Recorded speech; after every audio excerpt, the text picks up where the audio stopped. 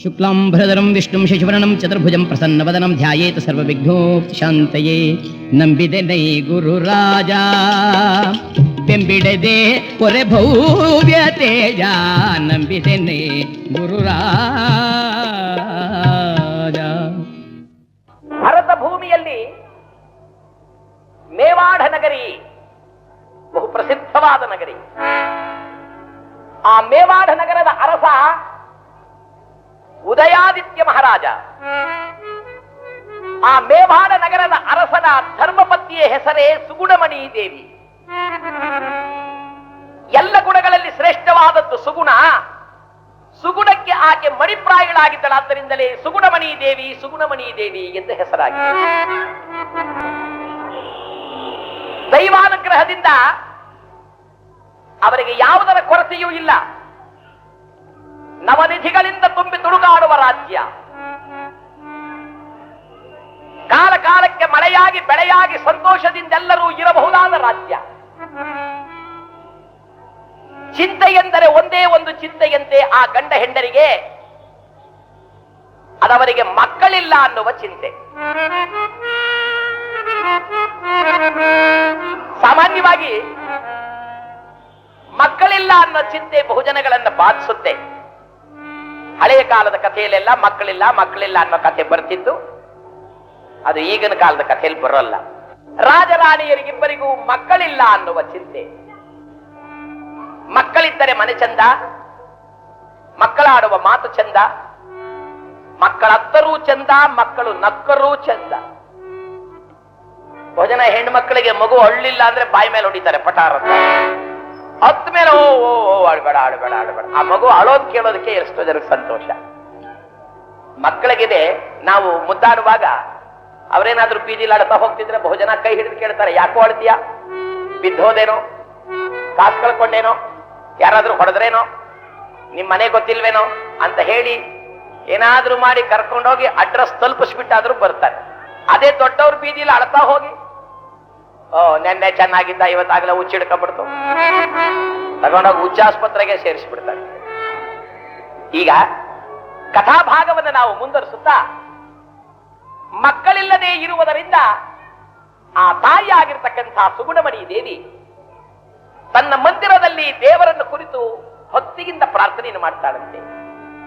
ಸಾಂಬ ಶಿವ, ಶಂಕರ, ಶಿವನೇ, ಮಕ್ಕಳಿಲ್ಲದವಳು ಎಂಬ ಈ ಕೆಟ್ಟ ಹೆಸರಿನಿಂದ ನನ್ನನ್ನು ದೂರ ಮಾಡು ನನ್ನಪ್ಪ. ಬಂಜೆಯುವಳೆಂದು ಯಾರು ಆಡಿಕೊಳ್ಳದಂತೆ ನನ್ನನ್ನು ಕಾಪಾಡು ದೇವ. ನನಗೇನು ಭೋಗ ಭಾಗ್ಯಗಳು ಬೇಡ, ನಿನ್ನ ಆಶೀರ್ವಾದ ಹೊಂದಿದ್ದರೆ ಸಾಕು ಅಂತ ಬೇಡುತ್ತಾಳೆ. ಇಲ್ಲಿ ಈ ತಾಯಿ ಕೈಗಳನ್ನು ಜೋಡಿಸಿ ಕೇಳುತ್ತಾಳೆ, ಹೇ ಮಹಾದೇವ, ಭೋಗ ಭಾಗ್ಯಗಳು ನನಗೆ ಬೇಡ ದೇವ. ಹೇ ಮಹಾದೇವ, ಮನವನ್ನು ಮಾಡು, ಮಕ್ಕಳ ಭಾಗ್ಯವನ್ನು ನೀಡು ಮಹಾದೇವ. ಮನವ ಮಾಡೋ ಶಿವ. ವಿಧದಲ್ಲಿ ದೇವರ ಪ್ರಾರ್ಥನೆಯನ್ನು ಮಾಡಿದಳಂತೆ ಈ ತಾಯಿ. ಒಂದು ದಿನ ಕಳೆಯಿತು, ಒಂದು ವಾರ ಕಳೆಯಿತು, ಒಂದು ತಿಂಗಳು ಕಳೆಯಿತು, ಬಹು ದಿವಸಗಳಾಯಿತು. ಒಂದು ದಿನ ರಾತ್ರಿ ಸ್ವಪ್ನದಲ್ಲಿ ಶಿವನು ಕಾಣಿಸಿಕೊಂಡು ಆಶೀರ್ವಾದ ಮಾಡಿದರಂತೆ ಜಂಗಮನ ರೂಪದಲ್ಲಿ. ಜಂಗಮನ ರೂಪದಲ್ಲಿ ಕಾಣಿಸಿಕೊಂಡು ಆಶೀರ್ವಾದ ಮಾಡ್ತಾನೆ, ಅಮ್ಮ ಬರೆ ನಿನ್ನ ಮನದ ಚಿಂತೆಯನ್ನ ತಾಯಿ, ಪುತ್ರ ಸಂತಾನವನ್ನು ಪಡೆಯುತ್ತೀಯಾ, ಪುತ್ರ ಸಂತಾನವನ್ನು ಪಡೆಯುತ್ತೀಯಾ ಅಂದ ಕೂಡಲೇ ಈ ತಾಯಿ ಬೆಳಕಿನ ಜಾವದಲ್ಲಿ ಕಣ್ಣನ್ನು ಬಿಟ್ಟು ತನಗಾದ ಸ್ವಪ್ನವನ್ನು ಸ್ಮರಣೆ ಮಾಡಿ ದೇವರ ಮುಂದೆ ತುಪ್ಪದ ದೀಪವನ್ನು ಹಚ್ಚಿ ಅರಮನೆಯಲ್ಲಿಯೇ ಒಂದು ಮಂದಿರವನ್ನು ಮಾಡಿ ದೇವರ ಪ್ರಾರ್ಥನೆಯನ್ನು ಮಾಡುತ್ತಾ ಕಾಲ ಕಳೆಯುತ್ತಿದ್ದಾಳೆ. ಶಿವನು ಅನುಗ್ರಹಿಸಿದಂತೆ ಈ ಮಹಾನುಭಾವಳಾದ ಸುಗುಣಾಮಣಿ ದೇವಿ ಗರ್ಭವತಿಯಾದ. ಮಾಸ 1, 2, 3, 4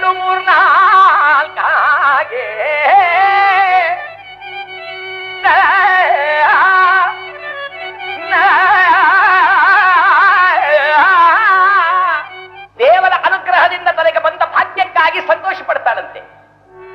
ದೊಡ್ಡವರು ಹೇಳ್ತಾರೆ, ಭಗವಂತ ಕೊಡೋ ಕಾಲ ಬಂದು ಬಿಟ್ರೆ ನೀವು ಎಲ್ಲಾದ್ರೂ ಕೂತಿರಿ, ದೇವರ ಅನುಗ್ರಹ ಬಂದೇ ಬಿಡುತ್ತೆ. ಭಗವಂತ ಕೊಡದೇ ಇರೋ ಕಾಲ ಬಂದ್ರೆ ನೀವೆಲ್ಲಿ ಕೂತಿದ್ರು ಸರಿ ಹೋಗಲ್ಲ. ಈ ತಾಯಿಯಾದ ಸುಗುಣಾಮಣಿ ದೇವಿ ತೀರ್ಮಾನ ಮಾಡಿದಳಂತೆ, ಶಿವ ನನಗೆ ಕೊಟ್ಟಿದ್ದಾನೆ ಈ ಭಾಗ್ಯ. 5 ತಿಂಗಳಾಯಿತು, 1 2 3 4 5 ತಿಂಗಳಾಯಿತು. ಆ 5 ತಿಂಗಳಾದಾಗ ಎಮ್ಮ ಏನ್ ತೀರ್ಮಾನ ಮಾಡಿದ್ದಾಳೆ ಅಂದ್ರೆ, ಶಿವನ ಭಕ್ತಿಯ ಮುಂದೆ ಇದು ಯಾವುದು ಇಲ್ಲವಾದ್ದರಿಂದ ನಾನು ಅವರ ಧ್ಯಾನವನ್ನು ಮಾಡ್ತಾನೆ ಕಾಲ ಕಳೆಯುವುದು ಅಂತ ಹೇಳಿ ಅರಮನೆಯಲ್ಲಿ ಪೂಜಾ ಮಂದಿರವನ್ನು ಇಟ್ಟುಕೊಂಡು ಆ ಪೂಜಾ ಮಂದಿರದಲ್ಲಿ ವಿಶೇಷವಾಗಿ ಪೂಜೆ ಮಾಡ್ತಿದ್ದಾರೆ. ಈ ಪೂಜೆ ನೋಡಕ್ ಜನ ಬರೋಕ್ ಪ್ರಾರಂಭವಾಯ್ತು. ಬಂದ ಜನಗಳಿಗೆ ಎಮ್ಮ ಪ್ರಸಾದ ಕೊಡ್ತಿದ್ಲು. ಯಾರೋ ಕೆಲವರು ಬಂದ್ರಮ್ಮ, ನಾವು ಬಹಳ ಬಡವರಮ್ಮ, ನನ್ನ ಮಗಳ ಮದುವೆ ಆಗ್ಬೇಕಮ್ಮ. ಸಂತೋಷ ಮಂತ್ರಿ, ಇಲ್ಲಿಂದ ದುಡ್ಡು ತರಿಸಿದ್ದೆ, ಮಗಳ ಮದುವೆಗೆ ಸಹಾಯ. ಒಬ್ಬ ದೇವಸ್ಥಾನ ಕಟ್ಟಿಸಬೇಕು, ಇನ್ನೊಬ್ಬ ಅಮ್ಮ ನನಗೆ ಆರೋಗ್ಯ ಇಲ್ಲ. ಹೀಗೆ ಹೇಳ್ತಾ ಇದ್ರೆ ಬಂದವರಿಗೆಲ್ಲ ದಾನ ಮಾಡೋಕ್ ಪ್ರಾರಂಭಿಸ್ಬಿಟ್ಲಿ ಅಮ್ಮ. ಯಾವಾಗ ಕೊಡುಗೈಯಾಯಿತೋ, ಕೊಡೋರಿದ್ದಾರೆ ಅಂದ್ರೆ ಕೇಳೋರು ಬೇಕಾದಷ್ಟು ಜನ. ನೀವೆಲ್ಲ ಕೊಡ್ತೀರಾ ಅಂತ ಗೊತ್ತಾಗಿದ್ದಕ್ಕೆ ನಾವು ಶುರು ಮಾಡ್ಕೊಂಡಿರೋದು, ಕೊಡಿ ಕೊಡಿ ಕೊಡಿ ಅನ್ನೋದಕ್ಕೆ. ನೀವು ಕೊಡೋಲ್ಲ ಅಂತ ಗೊತ್ತಾದ್ರೆ ನಾವು ಕೇಳೋದೇ ಇಲ್ಲ. ಯಾಕೆ ಕೇಳಲ್ಲ ಅಂದ್ರೆ ನೀವು ಕೊಡೋಲ್ಲ. ನೀವು ಕೊಡ್ತೀರಾ ಅಂತ ಗೊತ್ತಾದ್ರೆ ಕೊಡಿ ಕೊಡಿ ಕೊಡಿ ಕೊಡಿ ಕೊಡಿ. ಸಾವಿರಾರು ಜನಗಳು ದಿನಗಟ್ಟಲೆ ಬರ್ತಾ ಇದ್ದಾರೆ ಸುಗುಣಾಮಣಿಯ ದರ್ಶನಕ್ಕೆ. ಏನ್ ತೀರ್ಮಾನ ಮಾಡಿದ್ರು ಅಂದ್ರೆ, ಬೆಳಗ್ಗೆದ್ದು ಬಂದು ಆಯಮ್ಮ ಪೂಜೆ ಮಾಡುವುದನ್ನು ಕಣ್ಣಾರ ಕಂಡರೆ ಸಾಕು, ನಮ್ಮ ಪಾಪ ಕಳೆಯುತ್ತೆ. ಆಯಮ್ಮನ ದರ್ಶನ ಮಾಡಿದ್ರೆ ಸಾಕು, ನಮಗೆ ಭಾಗ್ಯ ಬರುತ್ತೆ. ಊರಿಂದೆಲ್ಲ ಸಾವಿರಾರು ಜನ ಬರಕ್ ಶುರು ಮಾಡಿದ್ರು. ಸುಗುಣಾಮಣಿ ತಾಯಿ ಅನ್ನೋ ಹೆಸರು ಬಂತು. ಈ ಮೇವಾಡ ನಗರದ ಉದಯಾದಿತ್ಯ ಮಹಾರಾಜ ಇದ್ನಲ್ಲ, ಅವ್ರಿಗೊಬ್ಬ ಅಕ್ಕ ಇದ್ಲು. ಆಯಮ್ಮನ ಹೆಸರು ಏನಿತ್ತೋ ಏನೋ, ಅಂತೂ ಕರ್ಕಶಿ ಅಂತ ಒಂದು ಹೆಸರು. ಚೆನ್ನಾಗಿವೆ ಇದು, ನಾನೆಲ್ಲೂ ನೋಡ್ಲಿಲ್ಲ, ಯಾರು ಇಟ್ಕೊಂಡಿಲ್ಲ. ಕರ್ಕಶಿ, ಶೂರ್ಪನಖಿ, ಯಾಕೋ ಹೆಣ್ಣು ಮಕ್ಳಿವೆಲ್ಲ ಇಟ್ಕೊಳ್ಳಲ್ಲ. ಶೂರ್ಪನಖಿ, ಲಂಕಿಣಿ, ಹಿಡಂಬಿ. ಗಂಡಸರಲ್ಲಿ ಇನ್ನೂ ಅವರು ಕೆಲವು ಹೆಸರು ಬಿಟ್ಬಿಟ್ಟವ್ರೆ. ದುಶ್ಯಾಸನ, ಕುಂಭಕರ್ಣ, ಶಕುನಿ, ಜರಾಸಂಧ, ಬಕಾಸುರ. ಅಂತೂ ಈ ಬಕಾಸುರ ಅನ್ನೋದು ಹೇಳ್ತಾರೆ, ಏನೋ ಹಿಂಗ್ ತಿಂತೀಯ ಒಳ್ಳೆ ಬಕಾಸುರ ತಿಂದಂಗೆ ಅಂತ ಅಂತಾರೆ. ಆ ಹೆಸರೇ ಇಟ್ಕೊಳ್ಳಲ್ಲ ಯಾರು. ಕೆಲವರಂತೂ ಏನೇನೋ ಹೆಸರು ಇಟ್ಕೊಳ್ತಾರೆ. ಈಗ ರಾವಣನ್ ಅಂತ ಹೆಸರು ಇಟ್ಕೊಳ್ತಾರೆ, ರಾವಣ ಅಂತ ಇಟ್ಕೊಂಡಿದ್ದಾರೆ ಈಗಲೂ. ವಿಭೀಷಣ ಹೆಸರು ಇಟ್ಕೊಳ್ತಾರೆ, ಆದ್ರೆ ಕುಂಭಕರ್ಣ ಯಾರು ಇಟ್ಕೊಳ್ಳಲ್ಲ. ಅದ್ಯಾಕೆ ಅವ್ರಿಗೆ ಬ್ಯಾಡವೋ ಏನೋ. ದುರ್ಯೋಧನ ಅಂತ ಇಟ್ಕೊಳ್ತಾರೆ, ದುಶ್ಯಾಸನ ಅಂತ ಇಟ್ಕೊಳ್ಳಲ್ಲ. ಮೊನ್ನೆ ಒಬ್ಬ ಡಾಕ್ಟರ್ ಇಟ್ಕೊಂಡಿದ್ದರಂತೆ, ಅವ್ರ ಹೆಸರು ಮಾಧುರಾವ್ ದೂತ ಅಂತ. ಬೋರ್ಡ್ ಬರ್ಸಕ್ ಹೋಗಿ ಹೇಳಿದ್ರು, ಅಯ್ಯ ಒಂದು ಬೋರ್ಡ್ ಬರೆದು ಬಿಡು, ಡಾಕ್ಟರ್ ಮಾಧುರಾವ್ ದೂತ ಅಂತ. ಆ ಬೋರ್ಡ್ ಬರೆಯೋನಂದ, ಸ್ವಾಮಿ ಹೆಸರು ದೊಡ್ಡದು, ಬೋರ್ಡ್ ಚಿಕ್ಕದು, ಏನ್ ಮಾಡುವಂತೀಯ, ದಯವಿಟ್ಟು ನೀವು ಓದ್ದವರು ಹೆಸರು ಚಿಕ್ಕದು ಮಾಡ್ಕೊಳ್ಳಿ. ಅವ್ರು ಬಹಳ ಯೋಚನೆ ಮಾಡಿ ಆ ಡಾಕ್ಟರ್ ಹೇಳಿದ್ರಂತಯ್ಯ, ಆ ಮಾಧುರಾವ್ ಅಂತ ಇದೆ ನೋಡ, ತೆಗೆದಾಕ್ಬಿಡು. ಆ ಮಾಧುರಾವ್ ಅನ್ನೋ ಜಾಗದಲ್ಲಿ ಇಂಗ್ಲಿಷ್ ನಲ್ಲಿ ಎಂ ಅಂತ ಹಾಕಿ ಬೋರ್ಡ್ ಬರೆದ್ರು. ಅವನ್ ಬೋರ್ಡ್ ಬರೆದು ಬಿಟ್ಟ. ಏನಂತ ಬಂತು, ಡಾಕ್ಟರ್ ಎಂ ದೂತ ಅಂತ. ಈ ಬಂದವರೆಲ್ಲ ಓ ಇವರೇ ಎಂ ದೂತ್ರ, ಬೆಳಗಣಪ ಇವ್ರ ದಾವಾಸ ಅಂತ ಹೋಗೋದು. ಸುಗುಣಮಣಿ ತಾಯಿ ಹೆಸರು ಜನ ಕೊಂಡಾಡ್ತಿದ್ದಾರೆ, ಆದರೆ ಕರ್ಕಶಿಯನ್ನು ಯಾರು ಮಾತನಾಡಿಸಲಿಲ್ಲ ಎಂಬ ಹೊಟ್ಟೆ ಕಿಚ್ಚು ಬಂದಿದೆ ಕರ್ಕಶಿಗೆ. ಒಂದು ದಿನ ಶಿವರಾತ್ರಿ, ಆ ಶಿವರಾತ್ರಿಯ ಮಹೋತ್ಸವವನ್ನು ಅವಿಚ್ಛಿನ್ನವಾಗಿ ಏರ್ಪಾಡು ಮಾಡಿದ್ದಾಳೆ ತಾಯಿಯಾದ ಸುಗುಣಮಣಿ. ಮಾರನೇ ದಿವಸ ಎಲ್ಲರೂ ಧ್ಯಾನ ಮಾಡ್ತಾ ಇದ್ದಾರೆ. ಆ ಮಹಾರಾಜ ಬೇಟೆಯಾಡ್ಲಿಕ್ಕೆ ಹೋಗಿದ್ನಲ್ಲ, ಬೇಟೆಯಾಡಲಿಕ್ಕೆ ಹೋದವನು ಅರಮನೆಗೆ ಬಂದರೆ ಕರ್ಕಶಿ ಅದೇ ಸಮಯ ಎಂದು ತಲೆಯನ್ನು ಕೆದರಿ ಓ ಅಂತ ಅಳುತ್ತಿದ್ದಾಳೆ.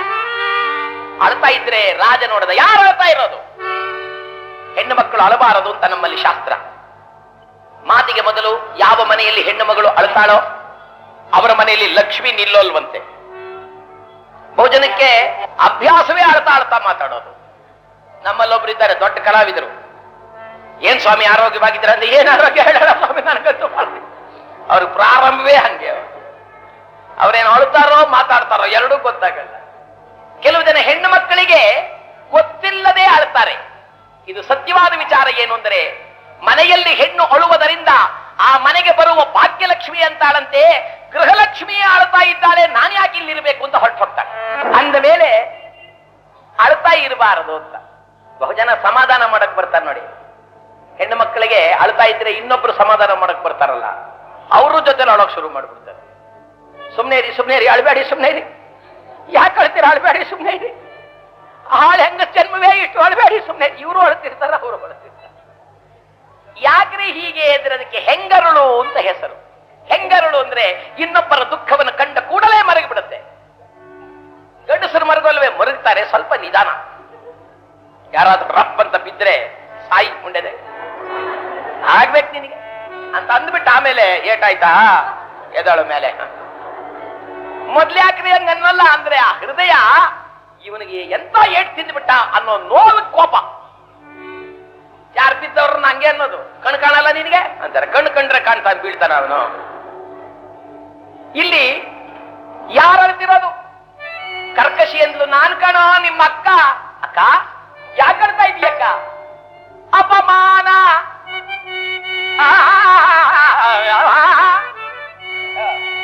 ಅಪಮಾನ ನೆರೆ ಹೊರೆಯ ಅರಸರಿಲ್ಲದ ಅಪಮಾನ. ಅಪ್ಪ ಅವಮಾನ ಆಗ್ತಾ ಇದೆ ಕಣ. ಅವಮಾನ ಯಾರಿಂದ ಅಕ್ಕ?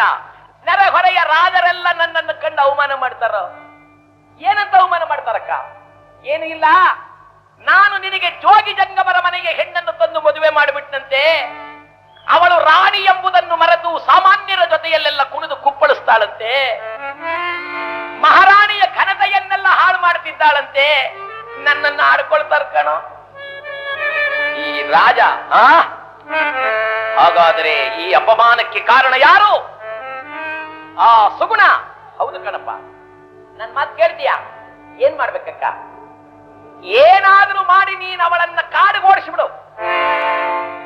ಅತಿರೂಪ ಲಾವಣ್ಯವತಿಯಾದ ಹೆಣ್ಣನ್ನು ತಂದು ನಾನು ನಿನಗೆ ಮದುವೆ ಮಾಡ್ತೇನೋ. ಆ ಮದುವೆ ಅಂದ ಕೂಡ್ಲೆ ಅವನು ಹಾ ಅಂತ. ಮಧು ಅಂದ್ರೆ ಜೇನು, ಆಮೇಲೆ ವ್ಯಾನ್. ಈಗ ಕಥೆಯ ಒಂದು ಸ್ವಾರಸ್ಯದ ಘಟ್ಟ. ಅವಳನ್ನು ಓಡಿಸು, ಅತಿರೂಪ ಲಾವಣ್ಯವತಿಯಾದ ಹೆಣ್ಣನ್ನು ತಂದು ನಾನು ನಿನಗೆ ಮದುವೆ ಮಾಡ್ತೇನೆ ಅಂದಾಗ ಆ ಮಾತಿಗೆ ಮರುಳಾದ ಈ ರಾಜ, ಅಕ್ಕ ಹಾಗಾದ್ರೆ ಹೋಗಿ ನೋಡ್ತೇನೆ ಅಂತ ಹೇಳಿ ಓಡಿ ಪೂಜಾ ಮಂದಿರಕ್ಕೆ ಬರ್ತಿದ್ದಾನೆ. ಪೂಜಾ ಮಂದಿರಕ್ಕೆ ಬರುವಾಗ ಅಲ್ಲಿ ಸುಗುಣಮಣಿ ತಾಯಿ ಮೈ ಮರೆತು ಶಿವ ಧ್ಯಾನ ಮಾಡುತ್ತಿದ್ದಾಳಂತೆ. ಓಂ ನಮಃ ಶಿವಾಯ, ಓಂ ನಮಃ ಶಿವಾಯ. ಕೈಲಾಸವಾಸನಾದ ಶಿವನ ಧ್ಯಾನವನ್ನು ಮಾಡುತ್ತಾ ಕಾಲವನ್ನು ಕಳೆಯುತ್ತಿದ್ದರೆ ಮಹಾರಾಜ ಅಲ್ಲಿಗೆ ಆಗಮಿಸಿ ಬಂದಿದ್ದಾನೆ. ಶಂಭೋ ಮಹಾದೇವ, ಶಂಭೋ ಮಹಾದೇವ, ಶಂಭೋ ಮಹಾದೇವ, ಶಂಭೋ ಮಹಾದೇವ, ಶಂಭೋ ಮಹಾದೇವ. ತದೇಕ ಚಿತ್ತರಾಗಿ ಧ್ಯಾನ ಮಾಡ್ತಾ ಇದ್ರು. ಆ ವೇಳೆಗೆ ಸರಿಯಾಗಿ ಅಲ್ಲಿಗೆ ಆಗಮಿಸಿ ಬಂದಂತ ಮಹಾರಾಜ ಒಂದು ಸಲ ಸುಗುಣ ಅಂದ. ಸುಗುಣ ಅಂದ ಕೂಡಲೇ ಅಲ್ಲಿ ನಿಂತಿದ್ದ ಬಾಕಿಯ ಜನಗಳೆಲ್ಲ ಹೆದರಿಗೆ ಹೋಗ್ಬಿಟ್ರು. ಈಕೆ ಮಾತ್ರ ನಮಃ ಶಿವಾಯ, ನಮಃ ಶಿವಾಯ, ನಮಃ ಶಿವಾಯ ಶಿವ ಧ್ಯಾನದಲ್ಲೇ ತಲ್ಲೀನಲಾಗಿದ್ಲಂತೆ. ಎಲ್ಲರೂ ದೂರ ಹೋದರೆ ರಾಜ ಹತ್ತಿರಕ್ಕೆ ಬಂದು ಭುಜ ಬಿಡಿದು ಅಲುಗಾಡಿಸಿದ. ಸುಗುಣ ಅಂದ. ಸುಗುಣ ಅಂತ ಕೂಡಲೇ ಈಕೆ ಥಟ್ಟನೆ ಕಣ್ಣನ್ನು ಬಿಟ್ಟುಬಿಟ್ಟು ಹೇಳ್ತಾಳಂತೆ, ಬಹಿರಂಗದಲ್ಲಿ ಪೂಜೆ ಮಾಡುವ ನನ್ನ ದೇವರು ನನ್ನ ಅಂತರಂಗಕ್ಕೆ ಬರುವಾಗ ನಿಶ್ಚಿಂತರಾಗಿ ಧ್ಯಾನ ಮಾಡುತ್ತಿದ್ದೆ ಪ್ರತ್ಯಕ್ಷವೇ ಆಗಿಬಿಟ್ಟ. ನನ್ನ ಗಂಡನೇ ದೇವರು ಅಂತ ಭಾವಿಸಿ ಆರತಿಯ ತಟ್ಟೆಯನ್ನು ತಂದು ದೇವರಿಗೆ ಆರತಿಯನ್ನು ಬೆಳಗಿ ಓಡಿ ಬಂದು ಕೈ ಮುಂದೆ ಇಟ್ಲಂತೆ. ಕೈ ಮುಂದೆ ಇಟ್ರೆ ಕೋಪಿ ಬಲ್ಲನೆ ಶಾಂತಿ ಸೈರಣೆಯ ಅಂತ. ಭುಜವನ್ನಿಡಿದು ಅಲುಗಾಡಿಸಿದಾಗ ಆಕೆ ಓಡಿ ಬಂದು ಆರತಿಯ ತಟ್ಟೆಯನ್ನು ಮುಂದಿಟ್ಟರೆ ಕೋಪಿಷ್ಟನಾದ ಈ ರಾಜ ತನ್ನ ಎಡಗೈಯನ್ನು ತೆಗೆದು ತಟ್ಟೆಯನ್ನೊಂದು ಸಲ ಪಟ್ಟಣ ಮಾಡಿದ. ತಟ್ಟೆ ಜಾರಿ ಕೆಳಗೆ ಬಿದ್ದು ಕೋಪದಿಂದಿರುವ ಗಂಡನನ್ನೇ ನೋಡಿದ ಈಕೆ ಮೊಣಕಾಲನ್ನು ನೆಲಕ್ಕೂರಿ, ಸ್ವಾಮಿ ಸ್ವಾಮಿ ಇಷ್ಟೊಂದು ಕೋಪವೇ? ನಾನೇನು ಅಪರಾಧ ಮಾಡಿದೆ ನನ್ನ ಮೇಲೆ ಇಷ್ಟೊಂದು ಕೋಪ ಮಾಡಿಕೊಂಡಿದ್ದೀರಾ? ಏನಪರಾಧವನ್ನು ಮಾಡಿದೆ ದೇವಾ? ಇದೋ ನಿಮ್ಮನ್ನ ಕೈಗಳನ್ನು ಜೋಡಿಸಿ ಪ್ರಾರ್ಥಿಸ್ತೇನೆ, ನನ್ನ ಅಪರಾಧವಿದ್ದರೆ ಹೇಳಿ. ರಾಜ ಅಂದ, ಸಾಲದೆ ನೀನು ಮಾಡಿದ ಅಪರಾಧ. ರಾಣಿ ಎಂಬುದನ್ನು ಮರೆತು ಕೇವಲ ಜೋಗಿ ಜಂಗಮರ ಜೊತೆಯಲ್ಲಿ ಮರ್ಯಾದೆಯನ್ನು ಬಿಟ್ಟು ಕುಡಿದು ಕುಪ್ಪಳಿಸಿ ನನ್ನ ಮಾನವನ್ನು ಮಣ್ಣು ಪಾಲು ಮಾಡಿದ್ದು ಸಾಲದೆ ನಾನಿನ್ನು ಜೀವಂತನಾಗಿರುವುದೇ ಕಷ್ಟವಾಗಿ ಹೋಗಿದೆ ನಿನ್ನಿಂದ. ಇದೋ ನೀನು ಮಾಡಿದ ಅಪರಾಧಕ್ಕೆ ನಿನಗೊಂದು ಶಿಕ್ಷೆ. ಅದಾವುದೆಂದರೆ ನಾಳೆ ಬೆಳಗಾಗುವುದರೊಳಗಾಗಿ ನೀನು ಈ ಅರಮನೆಯನ್ನು ಬಿಟ್ಟು ಕಾಡು ಹೊಟ್ಟು ಹೋಗ್ಬೇಕು. ಹಿಂದುಗಡೆ ಅವರ ಅಕ್ಕ ಹೇಳಿಕೊಟ್ಟಿದ್ಲಲ್ಲ ನಿನಗೆ ಮದುವೆ ಮಾಡ್ತೀನಿ ಅಂತ, ಹೊಟ್ಟೋಗ್ಬೇಕು ಕಾಡಿಗೆ. ಹಾಗನ್ನುವಾಗ ಎಮ್ಮ ತಕ್ಷಣ ಪಾದ ಹಿಡಿದು ಹೇಳ್ತಾಳೆ, ಸ್ವಾಮಿ ನನ್ನದೊಂದು ಪ್ರಾರ್ಥನೆ ಕೇಳ್ತೀರಾ? ಏನು? ನನ್ನನ್ನು ಇಲ್ಲಿ ರಾಣಿಯಾಗಿರಿಸಬೇಡಿ, ಅರಸಿಯಂದದಿರುವುದು ಬೇಡ, ನಿನ್ನ ದಾಸಿಯಂದದಿಗಿರಿಸು ಎನ್ನ. ನಾನು ನಿನ್ನ ರಾಣಿಯಾಗಿರೋದು ಬೇಡ, ನಿನ್ನ ಪಾದ ಸೇವಕಿಯಾಗಿರ್ತೇನೆ. ನನ್ನನ್ನು ಮಾತ್ರ ಗಂಡನಿಂದ ದೂರ ಮಾಡಬೇಡಿ. ಪತಿಯನ್ನು ಅಗಲಿದ ಸತಿಗೆ ಕ್ಷಿತಿಯೊಳಗೆ ಕೀರ್ತಿ ಬಾರದು. ಪತಿಯಿಲ್ಲದೆಡೆಯಲ್ಲಿ ಸತಿ ಓರ್ವಳೇ ಇರುವಲ್ಲಿ ಯತಿ ತಾನು ಇರಬಾರದು ಎಂದು ಜನರಾಡುವ ಮಾತು ನಿಜವಾದೀತು. ಇದು ನಿಮ್ಮ ಪಾದವನ್ನು ಮುಟ್ಟಿ ಪ್ರಮಾಣ ಮಾಡ್ತೇನೆ. ನಾನು ರಾಣಿ ಎಂದು ಯಾರಿಗೂ ಹೇಳ್ಕೊಳ್ಳಲ್ಲ, ಒಂದು ಮೂಲೆಯಲ್ಲಿ ಇದ್ದು ಬಿಡ್ತೇನೆ, ದಯಮಾಡಿ ನನ್ನನ್ನು ನಿಲ್ಲಿಸಿ. ರಾಜ ಅಂದ, ಓಹೋ, ನಿನಗೆ ಅರಮನೆ ಬಿಟ್ಟು ಹೋಗೋದಕ್ಕೆ ಇಷ್ಟವಿಲ್ವೇನೋ? ಹಾಗಾದ್ರೆ ಒಂದು ಕೆಲಸವನ್ನು ಮಾಡು, ನೀನೇ ಅರಮನೆಯಲ್ಲಿರು, ನಾನೇ ಕಾಡಿಗೆ ಹೊರಟೋಗ್ತೇನೆ ಅಂತ ಹೊರಟ. ದೂರದಲ್ಲಿದ್ದ ಸುಗುಣೆ ಓಡಿ ಬಂದು ಕಾಲು ಹಿಡಿದುಕೊಂಡು, ನಿಲ್ಲಿ, ನೀವು ನನ್ನನ್ನ ಅರಮನೆಯಲ್ಲಿರಿಸಿ ಕಾಡಿಗೆ ನೀವು ಹೋಗೋದೆ? ಇದು ನಿಮಗೆ ನಮಸ್ಕಾರ. ನನ್ನ ಅಪರಾಧವನ್ನು ಕ್ಷಮಿಸಿ. ನೀವು ಹೇಳಿದಂತೆ ನಾನು ಕಾಡಿಗೆ ಹೋಗೋಕೆ ಸಿದ್ಧವಾಗಿದ್ದೀನಿ. ಆದ್ರೆ ಒಂದು ವರವನ್ನು ಕೊಡಬೇಕು ನನಗೆ. ಏನು ವರ ಕೊಡಬೇಕು? ಆವ ಕರವ ಪಿಡಿದು ನನ್ನನ್ನು ಈ ಮನೆಗೆ ಕರತಂದೆಯೋ, ಮತ್ತದೇ ಕರವ ಪಿಡಿದು ಕರದೊಯ್ದು ನನ್ನನ್ನು ಕಾಡಿನಲ್ಲಿ ಬಿಟ್ಟು ಬಾ. ನೀವು ನನ್ನನ್ನ ಯಾವ ಕಾಡಿಗೆ ಕರ್ಕೊಂಡು ಹೋಗ್ಬೇಕು ಅಂತ ಆಸೆ ಪಡ್ತೀರೋ ಅಲ್ಲಿ ಕರ್ಕೊಂಡೋಗಿ ನೀವೇ ಬಿಟ್ಟು ಬಿಡ್ಬೇಕು. ನಾನು ನಿಮ್ಮ ಸಂಗಡ ಮನೆಗೆ ಬಂದವಳು, ನೀವೇ ನನ್ನ ಕರ್ಕೊಂಡು ಹೋಗ್ಬಿಡ್ಬೇಕು. ಯೋಚನೆ ಮಾಡಿದ ಅಷ್ಟೇ ತಾನೇ? ನಾಳೆ ಬೆಳಗ್ಗೆ ಕರ್ಕೊಂಡು ಹೋಗ್ತೀನಿ ಬಿಡು. ಈ ರಾತ್ರಿ ಕೆಲಸ ಮಾಡೋರು ಕೂತಿದ್ರು. ಓ, ನಾಳೆ ಬೆಳಗ್ಗೆ ಸುಗುಣ ಅಮಣಿ ದೇವಿ ಕಾಡಿಗೆ ಹೋಗ್ತಾಳೆ, ನಾಡ ದೇವತೆ ಕಾಡಿಗೆ ಹೋಗ್ತಾಳೆ. ಈ ಊರು ಯಾರಿಗೆ ಬೇಕಾಗಿದೆ ಬನ್ನಿ ಅಂತ ಹೇಳಿ ಊರಿನವರಲ್ಲ, ಬೆಳಗಾಗೋದ್ರೊಳಗಾಗಿ ಗಾಡಿಗಳಲ್ಲಿ ಸಾಮಾನು ತುಂಬಿಕೊಂಡು ಅರಮನೆ ಮುಂದ್ಗಡೆ ಬಂದು ನಿಂತು ಬಿಟ್ರು. ಎಲ್ಲ ಹೊರಟ್ಬಿಟ್ರು.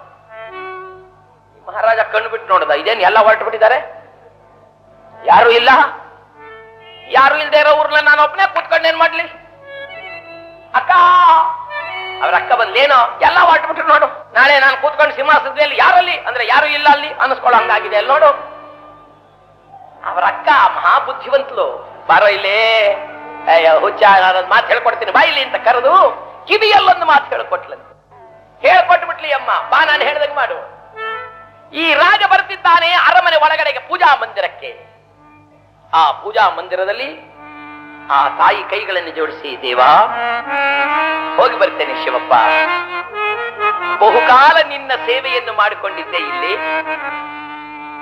ಮೂರುತಿಯ ನಿಲ್ಲಿರಿಸಿ ಘನಜ್ಯೋತಿಯನ್ನು ಮನೆಯೊಳಗಿರಿಸಿ ತೆರಳುತ್ತಿಗೆನಯ್ಯ ದೀನ ಬಂಧು ಜ್ಞಾನ ಸಿಂಧು ಹೇ ಕಂಪು ಕಂದರನೇ ದೇವಾ. ಹೇ ಆಪತ್ ಬಾಂಧವ ಶಿವ, ಇದು ನಾನು ಕಾಡಿಗೆ ಹೋಗ್ತಾ ಇದ್ದೀನಿ. ನನ್ನ ನಾಡನ್ನ, ನನ್ನ ನಾಡಿನ ಪ್ರಜೆಗಳನ್ನ, ನನ್ನ ಪತಿಯನ್ನ ಕಾಪಾಡುವ ಭಾರ ನಿನ್ನದು ಅಂತ ಎದ್ದು ರಾಜ ಬಂದ. ಸುಗುಣ, ನೀನು ಪ್ರತಿ ದಿವಸ ದಾನ ಧರ್ಮ ಮಾಡ್ತಿದ್ದಲ್ಲ, ಅದ್ ಯಾಕೆ ಅಂತ ಗೊತ್ತಿರ್ಲಿಲ್ಲ, ಈಗ ಗೊತ್ತಾಯ್ತು. ಯಾಕೆ ಸ್ವಾಮಿ? ಬೊಕ್ಕಸದಲ್ಲಿರುವ ಧನವನ್ನೆಲ್ಲ ದಾನ ಮಾಡಿ ಎಂದಾದರೊಂದು ದಿನ ನೀನು ಈ ನಾಡನ್ನು ಬಿಟ್ಟು ಕಾಡಿಗೆ ಹೋಗುವಾಗ ಆ ಕಾಡನ್ನೇ ನಾಡನ್ನಾಗಿ ಮಾಡಿ ನನ್ನ ನಾಡನ್ನು ಕಾಡನ್ನಾಗಿ ಮಾಡಬೇಕು ಅಂತ ತೀರ್ಮಾನ ಮಾಡಿದ್ಯಾ ಸ್ವಾಮಿ? ಯಾಕೆ ಹಾಗಂದ್ರಿ? ನೋಡ್, ಅದಕ್ಕೆ ನೋಡಿ ಎಷ್ಟೊಂದು ಜನ ಹೊರಟಿದ್ದಾರೆ. ನೀನು ಹೋದ ಕೂಡಲೇ ನನ್ನ ಊರೆಲ್ಲ ಸ್ಮಶಾನವಾಗಿ ಹೋಗುತ್ತೆ. ಈ ಅಮ್ಮ ಓಡ್ ಬಂದ್ಲು, ಅಯ್ಯ ಅಣ್ಣ ಅಮ್ಮ ಎಲ್ಲಿಗೆ ಹೊರಟಿದ್ದೀರಮ್ಮ? ಹಾಗಂದ್ರೆ ಒಬ್ಬ ಅಂತನಮ್ಮ, ನೀನಿಲ್ಲದ ಮೇಲೆ ಈ ನಾಡು ನಾಡಲ್ಲ ಕಣಮ್ಮ, ನಾನಿರೋದು ಬೇಡಮ್ಮ. ಬಡವರ ತಾಯಾದ ನಿನ್ನನ್ನ ಏನಂತ ಕೇಳುತ್ತಿದ್ದೀವಿ, ನಿನ್ನ ದರ್ಶನ ಇದ್ದರೆ ಸಾಕು ಅಂತ. ನೀನಿಲ್ದೆ ಇದ್ಮೇಲೆ ಯಾಕಮ್ಮ ನಾವು ಬರ್ತೀವಿ? ನಾವು ಬರ್ತೇವೆ ಅಂದ್ರೆ ಆಯಮ್ಮ ಅಂತಾಳ, ಹಾಗನ್ಬಾರ್ದಪ್ಪ. ಅಮ್ಮ ನೀವೆಲ್ಲ ಹೋಗ್ತೀರಮ್ಮ? ಕೆಲವು ಜನ ಹೆಣ್ಣು ಮಕ್ಕಳಂದ್ರಮ್ಮ, ಬೆಳಗಾಯಿತೆಂದರೆ ನಿನ್ನ ದರ್ಶನದಲ್ಲಿ ನಾವು ಪುನೀತರಾಗ್ತಿದ್ವಿ. ಈಗ ನೀನೇ ಇಲ್ಲದ ಮೇಲೆ ನಮಗೆ ಮಾರ್ಗದರ್ಶನ ಮಾಡೋರು ಯಾರು? ಬೇಡಮ್ಮ. ಒಂದೆರಡು ಹೆಜ್ಜೆಯನ್ನು ಮುಂದಕ್ಕಿಟ್ಟ, ಎರಡು ಹೆಜ್ಜೆಯನ್ನು ಮುಂದಕ್ಕಿಟ್ರೆ ಅಲ್ಲೆಲ್ಲೋ ದೂರದಲ್ಲಿ ಒಬ್ಬ ಕೈ ಕಾಲಿಲ್ಲದ ಹೆಳವ. ಅವನೇನು ಮಾಡ್ದ? ಅಮ್ಮ ಅಮ್ಮ ಅಂದ. ದಾರಿ ಬಿಡಿ, ದಾರಿ ಬಿಡಿ. ಎಲ್ಲ ಎಳವುಕೊಂಡು ಬಂದ. ಅವ್ರ ತಾಯಿ ಕೇಳಿದ್ಲು, ಆ ಸುಗುಣಾಮಣಿ ಕೇಳಿದ್ಲು, ಯಾರಪ್ಪ ನೀನು? ಅಮ್ಮ, ನಾನು ಯಾರು ಅಂತ ನನಗೆ ಗೊತ್ತಿಲ್ಲ ಅಮ್ಮ. ಅಮ್ಮ, ನನಗೆ ಜ್ಞಾನ ಬಂದಾಗ ಒಂದ್ ಮರದ ಹತ್ರ ಕೂತಿದ್ದಮ್ಮ. ಅದು ಯಾವ ತಾಯಿ ಕೆಟ್ಟಳೋ, ಅದು ಯಾವ ತಂದೆ ನನ್ನನ್ನು ಈ ಕ್ಷಿತಿಗೆ ತಂದನೋ, ಯಾವ ಕಾರಣಕ್ಕೆ ಆ ತಾಯಿ ತಂದೆಗಳು ನನ್ನನ್ನು ಮರದಲ್ಲಿ ಬಿಟ್ಟರೋ ಗೊತ್ತಿಲ್ಲ ಕಣಮ್ಮ. ಅದು ಯಾರು ನನ್ನನ್ನು ಬೆಳೆಸಿದರೋ, ಜ್ಞಾನ ಬರುವಾಗ ಮರದಲ್ಲಿ ಕೂತಿದ್ದೆ ಅಮ್ಮ. ಅನ್ನ ಅನ್ನ ಅಂತ ತುತ್ತು ತುತ್ತು ಅನ್ನಕ್ಕಾಗಲಿಹಿತಿದ್ದೆ. ಕಂಡವರು ಕೆಲವರು ನನ್ನನ್ನು ಕುಂಟ ಅಂದರು, ಎಳವ ಅಂದರು, ಪಾಪಿ ಅಂದರಮ್ಮ. ಯಾರೇನೆಂದರೇನು ತಾಯಿ, ಹೊಟ್ಟೆ ಪಾಡಿಗಾಗಿ ಜೀವನವನ್ನು ಮಾಡುತ್ತಿದ್ದೆ. ಆಗೊಬ್ಬ ನನಗೆ ಹೇಳಿದ, ಅಯ್ಯೋ, ಈ ಹೊಟ್ಟೆಗಾಗಿ ಯಾಕೆ ಇಲ್ಲಿ ಸಾಯ್ತೀಯೋ, ಮೇವಾಡಕ್ಕೆ ಹೋಗು, ಅಲ್ಲಿ ಬಡವರ ತಾಯಿ ಇದ್ದಾಳೆ ಅಂತ. ಅಮ್ಮ, ನಡೀಲಿಕ್ಕಾಗದೆ ಬಹಳ ಶ್ರಮ ಪಟ್ಟುಕೊಂಡು ಈ ಊರಿಗೆ ಬಂದೆ ಅಮ್ಮ. ಅರಮನೆ ಹತ್ರ ಬಂದಾಗ ಅಮ್ಮ, ನೀನು ಪ್ರಸಾದ ಹಂಚುತ್ತಾ ಇದ್ದೆ ಎಲ್ರಿಗೂ. ನನ್ನನ್ನು ನೋಡಿದೆ. ನನ್ನನ್ನು ನೋಡಿ ಏನಂತೆ ಗೊತ್ತಾ ಅಮ್ಮ? ಮಗನೇ ಬಾರೋ ಅಂದೆ. ಅಮ್ಮ ಅಮ್ಮ, ನೀನು ಮಗನೇ ಅಂದ ಕೂಡಲೇ ಯಾರು ಇಲ್ಲದ ಈ ಹೆಳವನಿಗೆ ಎಲ್ಲ ಸಿಕ್ಕಿದಂಗಾಯ್ತಮ್ಮ. ಅಮ್ಮ, ಯಾರು ನನ್ನನ್ನು ಮಗನೇ ಎಂದವರಿಲ್ಲ. ನೀನು ಮಗನೇ ಎಂದೊಡನೆ ತೀರ್ಮಾನ ಮಾಡಿದೆ. ತಾಯಿ ತಂದೆ ಬಂಧು ಬಳಗ ಎಲ್ಲ ನೀನೇ. ನಿನ್ನ ಮನೆ ಬಾಗಿಲನ್ನು ಕಾದಿ ಜೀವನವನ್ನು ಸಾಗಿಸಬೇಕು ಎಂದು ಹಗಲು ರಾತ್ರಿ ಮನೆ ಬಾಗಿಲನ್ನು ಕಾದೆ. ನೀನು ದೇವರ ನರ್ತಿಸಿ ತಂದುಕೊಟ್ಟ ಒಂದು ತುತ್ತನ್ನೇ ಉಂಡು ಸಂತುಷ್ಟನಾಗಿ ಕಾಲ ಕಳೆದೆ. ನಿನ್ನನ್ನು ಕಂಡಾಗಲೆಲ್ಲ ಕೆತ್ತ ತಾಯಿ ಆನಂದವನ್ನು ಅನುಭವಿಸಿದೆ. ಅಮ್ಮ, ನನ್ನ ಗ್ರಾಚಾರ ನೋಡೆ, ಈ ದಿನ ನೀನೇ ಕಾಡಿಗೆ ಹೋಗ್ತಾ ಇದ್ದೀಯ. ನೀನು ಹೋದ್ರೆ ನಾನು ಅನಾಥನಾಗಿ ಹೋಗ್ತೀನಿ ಅಮ್ಮ. ನೀನ್ ಬೇಡ ಅಮ್ಮ, ನೀನ್ ಬೇಡ. ನಿನಗೆ ಬದಲಾಗಿ ನಾನು ಹೊರಟೋಗ್ತೀನಿ ಕಾಡಿಗೆ. ಈ ಸುಗುಣೆ ಆ ಹೆಳವನ ಕೈಯನ್ನು ಹಿಡ್ಕೊಂಡಿದ್ದೆ. ಮಂತ್ರಿಗಳೇ, ಏನಮ್ಮ? ಅಯ್ಯ, ಇಂಥವ್ರನ್ನೆಲ್ಲ ಕೈ ಬಿಡ್ಬೇಡಪ್ಪ. ಇದ ನೋಡು, ಒಪ್ಪಿಸಿದ್ದೇನೆ ನಿನಗೆ, ಇವರನ್ನು ಕಾಪಾಡುವ ಭಾರ ನಿನ್ನದು ಅಂತ ಒಪ್ಪಿಸಿ ಗಂಡನಿಗೆ ಹೇಳಿದ್ಲಂತೆ, ಸ್ವಾಮಿ ಬೇಗ ನನ್ನನ್ನು ಇಲ್ಲಿಂದ ಕರ್ಕೊಂಡು ಹೋಗ್ಬಿಡಿ. ಇಲ್ಲದೆ ಹೋದರೆ ಇಲ್ಲಿನವರೆಲ್ಲರೂ ನನ್ನನ್ನು ಆಡಿಕೊಳ್ತಾರೆ. ಒಂದು ರಥ ಸಿದ್ಧವಾಯಿತು. ರಥದಲ್ಲಿ ಸುಗುಣೆ ಕೂತಿದ್ದಾಳೆ. ಈ ಊರಿನ ಜನ ಅಂದ್ರು, ಅಮ್ಮ ನೀನ್ ಎಲ್ಲಿದ್ದೀಯೋ ಅದು ನೋಡಾದ್ರೂ ಬರ್ತೀವಮ್ಮ. ನಿನ್ನನ್ನು ನೋಡ್ಬೇಕು ಅಂತ ನಮಗೆ ಮನಸ್ಸಾದಾಗ ನಿನ್ನ ದರ್ಶನಕ್ಕಾಗ ಅಲ್ಲಿಗೆ ಬಂದ್ಬಿಡ್ತೀವಮ್ಮ. ಹಾಗಾದ್ರೆ ನಡೀರಿ ಹೋಗೋಣ. ರಥ ಹೊರಟಾಗ ಆ ಕುದುರೆಗಳು ಧಾವಿಸ್ತಾ ಇದೆ. ಕಾಡಿಗೆ ಹೊರಟಿದೆ ಅಂತ ರಥ. ಹಿಂದ್ಗಡೆ ಬಹುಜನ ಬರ್ತಿದ್ರು. ಈ ಮಹಾರಾಜ ಕಾಡಿಗೆ ಬರುವಾಗ ಅಲ್ಲೊಂದು ನದಿಯ ತೀರ, ಅಲ್ಲೊಂದು 5-6 ಆಶ್ರಮಗಳಿತ್ತು. ಆ 5-6 ಆಶ್ರಮಗಳಿರುವಾಗ ಮಹಾರಾಜ ಹೇಳಿದ, ಸುಗುಣ ನೀನಿಲ್ಲೇ ಉಳಿಬೇಕು. ಹಾಗೆ ಎಮ್ಮ ಕೈ ಜೋಡಿಸಿ ಹೇಳ್ತಾಳೆ, ನಂದೊಂದು ಪ್ರಾರ್ಥನೆ ಕೇಳ್ತೀರಾ? ಏನು? ನನ್ನ ಮೇಲೆ ನಿಮಗೇನು ಅನುಮಾನ ಬಂದು ಬಿಟ್ಟಿದೆ. ಜೋಗಿ ಜಂಗಮರ ಜೊತೆಯಲ್ಲಿ ಕುಡಿದು ಕುಪ್ಪಳಿಸಿ ನನ್ನ ಮಾನವನ್ನು ಮಣ್ಣು ಪಾಲು ಮಾಡಿದ್ದೀಯಾ ಅಂತಿದ್ದೀರ ನೀವು. ನಾನು ಪವಿತ್ರಳು ಎಂದು ನಿಮಗೆ ನಿರೂಪಣೆ ಮಾಡುವುದಕ್ಕೆ ಒಂದು 5 ನಿಮಿಷ ನೀವು ಹಾಗೆ ನಿಲ್ಲಬೇಕು. ಆ ಸುಗುಣಾಮಣಿಯ ಮಾತಿಗೆ ರಾಜ ಹಾಗೆ ನಿಂತನಂತೆ. ಸುಗುಣಮಣಿ ಏನು ಮಾಡಿದ್ದಾಳೆ ಅಂದ್ರೆ, ಓಡಿ ಹೋಗಿ ಅಲ್ಲಿ ನದಿಯಲ್ಲಿ ನೀರು ಹರಿಯುತ್ತಿತ್ತಲ್ಲ, ಆ ನದಿಯಲ್ಲಿ ನೀರು ಹರಿಯುತ್ತಿದ್ರೆ ಮರಳನ್ನು ತಗೊಂಡ್ಬಂದಿದ್ದಾಳೆ. ಮರಳಂ ತಂದು ಹಣದಯನು ಮಾಡಿ, ಆ ನದಿ ತೀರದಲ್ಲಿ ಮರಳಿತ್ತಲ್ಲ, ಆ ಮರಳನ್ನೇ ತಗೊಂಡ್ಬಂದಿದ್ದಾಳೆ. ಮರಳಂ ತಂದು ಹಣದಯನು ಮಾಡಿ ದೀಪ ಮಾಡಿದ್ದಾಳೆ. ಗಂಗೋದಕವ ತೈಲವೆಲ್ದೆರೆದು, ಅಲ್ಲಿ ಹರಿಯೋ ನದಿ ನೀರಿತ್ತಲ್ಲ, ಆ ನೀರನ್ನೇ ತಂದು ತೈಲವಾಗಿ ಸುಡುದರಂತೆ. ತಾವರೆಯ ಸಳ ಪತ್ತಿಯನ್ನು ಗೈದು, ಅಲ್ಲಿ ತಾವರೆ ಹೂವಿತ್ತಲ್ಲ ಅದನ್ನು ಕಿತ್ತು ಬಂದು ಅದರ ಎಸಳಿತಲ್ಲ ಅದನ್ನೇ ಬತ್ತಿಯಾಗಿಟ್ಟಳಂತೆ. ಹಸಿ ಮರಳಿನ ದೀಪ, ಹರಿಯುವ ನದಿಯ ನೀರೇ ತೈಲ, ತಾವರೆಯ ಸಳೆ ಬತ್ತಿ. ಕೈಗಳನ್ನು ಜೋಡಿಸಿ ಪ್ರಾರ್ಥನೆ ಮಾಡ್ತಾ ಹೇಳ್ತಾಳೆ, ಹೇ ಪರಮಾತ್ಮ, ನನ್ನ ಗಂಡನನ್ನೇ ನನ್ನ ದೇವರು ಎಂದು ನಾನು ಅನವರತ ಪೂಜೆ ಮಾಡಿರೋದು ಸತ್ಯವಾಗಿದ್ದರೆ, ನನ್ನ ಹೃದಯದಲ್ಲಿ ಜ್ವಲಿಸುತ್ತಿರುವ ಜ್ಯೋತಿ ನೀನು ಪ್ರತ್ಯಕ್ಷವಾಗಿ ಉರಿ. ಶಂಭೋ ಮಹಾದೇವಂದ್ರೆ ಈಗ ದೀಪ ಅಂಟಿಕೊಂಡು ಕೂಡಲೇ ಈ ಮಹಾರಾಜ ಯೋಚನೆ ಮಾಡ್ದ, ಈಗೇನ್ ಮಾಡ್ಲಿ? ಇವಳು ದೀಪಕ್ ನಮಸ್ಕಾರ ಮಾಡಿದಕ್ಕೆ ದೀಪಾನೇ ಅಂಟ್ಕೊಂಡ್ಬಿಡ್ತೆ, ನಮ್ಮ ಊರ್ ಕಡೆ ತಿರುಗಿ ನಮಸ್ಕಾರ ಮಾಡಿದ್ರೆ ಊರೇ ಅಂಟ್ಕೊಂಡ್ಬಿಡ್ತದ ಏನು, ಬಿಟ್ಟು ಹೋಗ್ಲಾ ಕರ್ಕೊಂಡು ಹೋಗ್ಲಾ? ಹಾಗನ್ನುವಾಗ ಆ ಸುಗುಣವಡಿ ಹೇಳ್ತಾಳೆ, ಸ್ವಾಮಿ ನೀವಿದಕ್ಕೇನು ಯೋಚನೆ ಮಾಡಬೇಡಿ, ಈ ಜ್ಯೋತಿ ಎಲ್ಲಿವರೆಗೂ ಚೆನ್ನಾಗಿ ಉರಿಯುತ್ತೋ ಅಲ್ಲಿವರೆಗೂ ನೀವು ಕ್ಷೇಮವಾಗಿದ್ದಂತೆ, ಎಂದಿಗೆ ಈ ಜ್ಯೋತಿ ನಂದಿ ಹೋಗುತ್ತೋ ಅಂದಿಗೆ ನೀವಿಲ್ಲ ಅಂತ ತಿಳಿದು ನಾನು ಅರ್ಪಣೆ ಮಾಡಿಬಿಡ್ತೇನೆ. ಹೋಗಿ ರಾಜ್ಯಕ್ಕೆ ಹೋಗಿ ಸುಖವಾಗಿ ರಾಜ್ಯಭಾರವನ್ನು ಮಾಡಿ ನಾನಿಲ್ಲಿ ಆನಂದವಾಗಿದ್ದು ಬಿಡ್ತೇನೆ ಅಂತ ಜ್ಯೋತಿ ತೆಗೆದುಕೊಂಡಿದ್ದೆ. ಶಂಭೋ ಮಹಾದೇವ ಆ ಎಂಬ ಓಂ ನಮ ಶಿವಾಯ ಎಂಬ ಮಂತ್ರವನ್ನೇ ಹೇಳಿಕೊಳ್ತಾ ಆ ಜ್ಯೋತಿಯನ್ನು ತೆಗೆದುಕೊಂಡು ತಾನು ಹೋಗಿದ್ದಾಳೆ ಒಳಗಡೆಗೆ. ಮಹಾರಾಜ ಹಿಂತಿರುಗಿ ನಾಡಿಗೆ ಬಂದ. ಕರ್ಕಶಿ ಕಾದಿದ್ಲಲ್ಲ, ಸದ್ಯ ಸುಗುಣ ತೊಲಗಿದರೆ ಸಾಕು ಅಂತ ಮಹಾರಾಜನಿಗೆ ಎರಡನೇ ಮದುವೆ ಮಾಡಿಬಿಟ್ಲು.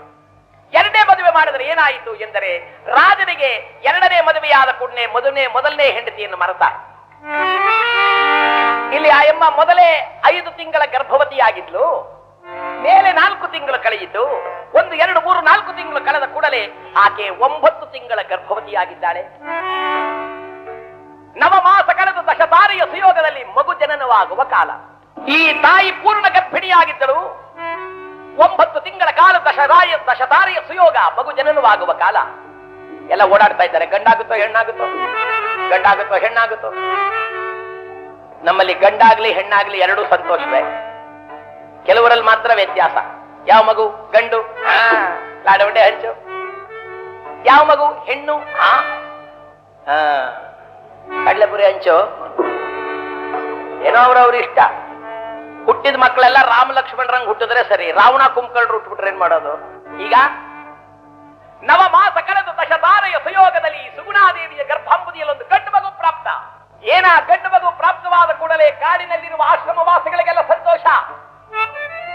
ಹಂಚಿದರು ರಸಾಯನವನ್ನ ಆನಂದದಿಂದ. 12ನೇ ದಿನ ಬಂದಾಗ ನಾಮಕರಣ ಶಾಸ್ತ್ರಕ್ಕಾಗಿ ಕೂತ್ಕೊಂಡ್ರು. ಏನಂತ ಹೆಸರಿಡ್ತೀರಾ? ಒಬ್ಬೊಬ್ಬರನ್ನೊಂದು ಹೆಸರು ಹೇಳಿದ್ರು. ಗಂಠೀರವ ಈಗ ಅನ್ನುವಾಗ ಒಬ್ಬರಂದ್ರು, ನೋಡಿ ನೀವೇನ್ ಹೆಸರಿಡಬೇಕಾದ್ರೂ ಮೊದಲು ಆ ತಾಯಿನ ಕೇಳಿ, ಇಲ್ಲಿ ಒಳ್ಳೆಯ ಸಮಯ. ಆ ಮಗುವಿಗೆ ನಾಮಕರಣವನ್ನು ಮಾಡುವಾಗ ಗಂಠೀರವ ಏನಮ್ಮ ಇರ್ಲಿನ? ಆ ತಾಯಿ ಅಂದ್ಲು, ಬೇಡಿ ಸ್ವಾಮಿ, ಬೇಡ ಅಂತೇನಮ್ಮ. ಕುಮಾರ, ಬೇಡಿ ಸ್ವಾಮಿ. ಹಾಗಾದ್ರೆ ರಣಧೀರ, ಅಮ್ಮ ನೀನ್ ಮನಸ್ಸಿನಲ್ಲಿ ಏನ್ ಹೆಸರಿಟ್ಕೊಂಡಿದ್ಯಾ ಹೇಳಿ ಇಟ್ಬಿಡೋಣ. ಆಗ ಈಕೆ ಕಣ್ಣೊರೆಸಿ ಹೇಳ್ತಾಳೆ, ಸ್ವಾಮಿ ನನ್ನ ಮಗನಿಗೆ ಹೆಸರಿಡೋಕೆ ಹೇಳಮ್ಮ, ನನ್ನ ಮಗನಿಗೆ ಕಸ ಅಂತ ಇಟ್ಬಿಡಿ ಸ್ವಾಮಿ. ಪಕ್ಕದಲ್ಲೊಬ್ಬರು ನಮಃ ಶಿವಾಯ ನಮಃ ಶಿವಾಯ. ಅಮ್ಮ ಆ ಮಗು ನೋಡು ತಾಯಿ ಎಷ್ಟು ಲಕ್ಷಣವಾಗಿದೆ. ಅದರ 2 ಕಣ್ಣುಗಳ ಹೊಳಪನ್ನು ಕಂಡಾಗಲೇ ಕಣ್ಣೊಳಗೆ ಕಣ್ಣಿಟ್ಟು ನೋಡಲೇ ಮನಸ್ಸು ಬಾರದು ನಮಗಂಥ ತೇಜಪುಂಜನಾದ ಮಗ. ಇವನ ಕಸ ಅಂತ ಹೆಸರಿಡ್ತೀಯಲ್ಲಮ್ಮ. ಅಮ್ಮ ಕಸ ಎಂದರೆ ಬಿಸಾಡುವ ವಸ್ತು ಕಾಣೆ ಅಮ್ಮ. ಆಗ ಆಕೆ ಹೇಳ್ತಾಳೆ, ನಾವು ಅಷ್ಟೇ ಗುರುಗಳೇ. ಕರ ಪಿಡಿದ ಪತಿಯನ್ನ ತೊರೆದ ಪರಿದಾರಿಲ್ಲದ ಸಮಯದಲ್ಲಿ ಸುಧದಾನವತರಿಸಿದ. ಯಾರು ಗತಿ ಇಲ್ಲದೆ ಇರೋ ಜಾಗದಲ್ಲಿ ಹುಟ್ಟಿದ್ದಾನೆ, ನೀವೇ ನನಗೆ ತಾಯಿ ತಂದೆಗಳಾಗಿದ್ದೀರಾ ಅಂದ ಮೇಲೆ ಪರದೇಶಿಯ ಹೊಟ್ಟೆಯಲ್ಲಿ ಹುಟ್ಟಿದ್ದು ಕಸ ಅಲ್ಲಪ್ಪ. ಮಹನೀಯರಂತಾರೆ, ಸ್ವಲ್ಪ ತಾಳಿ, ಕಸ ಅಂತ ಯಾಕ್ರಿ ಕಡೆಗಾಣಿಸ್ತೀರಾ? ಕಸದಿಂದಲೇ ರಸವಾಗಿದ್ದು, ಅಪಸ್ವರವಿದ್ದಿದ್ದರಿಂದಲೇ ಸುಸ್ವರವಾಗಿದ್ದು. ಈ ಹುಡುಗ ಕಸ ಅನ್ನೋ ಹೆಸರಿನಲ್ಲೇ ಇರಲಿ, ರಸವತ್ತಾದ ಕುಮಾರನಾಗಲಿ. ದೊಡ್ಡವರ ಆಶೀರ್ವಾದ. ಇಲ್ಲಿ ಮಹಾರಾಜ 2ನೇ ಮದುವೆ ಮಾಡಿಕೊಂಡು ಬಂದಲ್ಲ, ಆ ಹುಡುಗ ಕಾಡಿನಲ್ಲಿ ಹುಟ್ಟಿ ಒಂದು 4-5 ವರ್ಷ ಕಳೆಯೋದ್ರೊಳಗಾಗಿ ಇಲ್ಲಿ ಮಹಾರಾಜನ 2ನೇ ಹೆಂಡತಿ ಸುಂದರಿ ದೇವಿ ಅಂತ ಆಯಮೋದ್ ಮಗುನ ಹೆತ್ತು ಗಂಡು ಮಗುನ. ಅಲ್ಲಿ ವೀರ ಪ್ರತಾಪ ಕುಮಾರ ಕಂಠೀರವ ಬೆಳೆಯುತ್ತಿದ್ದಾನೆ. ಇಲ್ಲಿ ಕಸ ಎಂಬ ಬಾಲಕ ಬೆಳೆಯುತ್ತಿದ್ದಾನೆ. ವರುಷ 1, 2, 3, 4, 5 ಆಯಿತು. 5ನೇ ವರ್ಷದ ಬಾಲಕನಾದಾಗ ಅವನೇ ಬಂದು ತಾಯಿನ ಕೇಳಿದ, ಅಮ್ಮ ಏನಪ್ಪಾ ನಾ ಓದ್ಬೇಕಣಮ್ಮ. ತಾಯಿ ಅಂದ್ಲಪ್ಪ, ನಾನು ಬಡವಳು ಕಾಣೋ, ನಿನಗೆ ಓದಿಸೋದು ಹೇಗೋ ಸಾಧ್ಯ? ಯಾಕಮ್ಮ? ಗುರುಗಳಿಗೆ ದಕ್ಷಿಣೆ ಕೊಡಕ್ ನನ್ನ ಹತ್ರ ಕಾಸಿಲ್ವಲ್ಲೋ. ಅಮ್ಮ ನೀ ಕರ್ಕೊಂಡೋಗಿ ಗುರುಗಳ ಹತ್ರ ಬಿಟ್ಬಿಡು, ನಾನೇ ದಕ್ಷಿಣೆ ಕೊಟ್ಬಿಡ್ತೀನಿ. ಪಕ್ಕದಲ್ಲಿ ಒಬ್ಬ ಮಹಾಜ್ಞಾನಿಗಳಿದ್ರು, ಯೋಗೀಶ್ವರರು ಅಂತ. ಅವರು ಅನೇಕ ಜನ ಮಕ್ಕಳಿಗೆ ವೇದಾಧ್ಯಯನವನ್ನು ಮಾಡಿಸ್ತಿದ್ರು. ಈ ತಾಯಿ ಕರ್ಕೊಂಬಂದು ಹೇಳ್ತಾಳೆ, ಕಸ ನೀನಿವರು ಶಿಷ್ಯನಾಗ್ಬಿಟ್ರೆ ನನಗೆ ಬಹಳ ಸಂತೋಷ ಕಣ. ಅಮ್ಮ ನಿನಗೆ ಅನುಮಾನ ಏನು? ನಾನು ಅವ್ರ ಶಿಷ್ಯನಾಗ್ತೀನಿ ಬಿಡು. ಬಂದಿದ್ದೆ ದೂರದಿಂದಲೇ ನಮಸ್ಕಾರ ಮಾಡಿ ಜಯ ಗುರುದೇವ್. ಅವರು ಬರೀತಾ ಕೂತಿದ್ರು.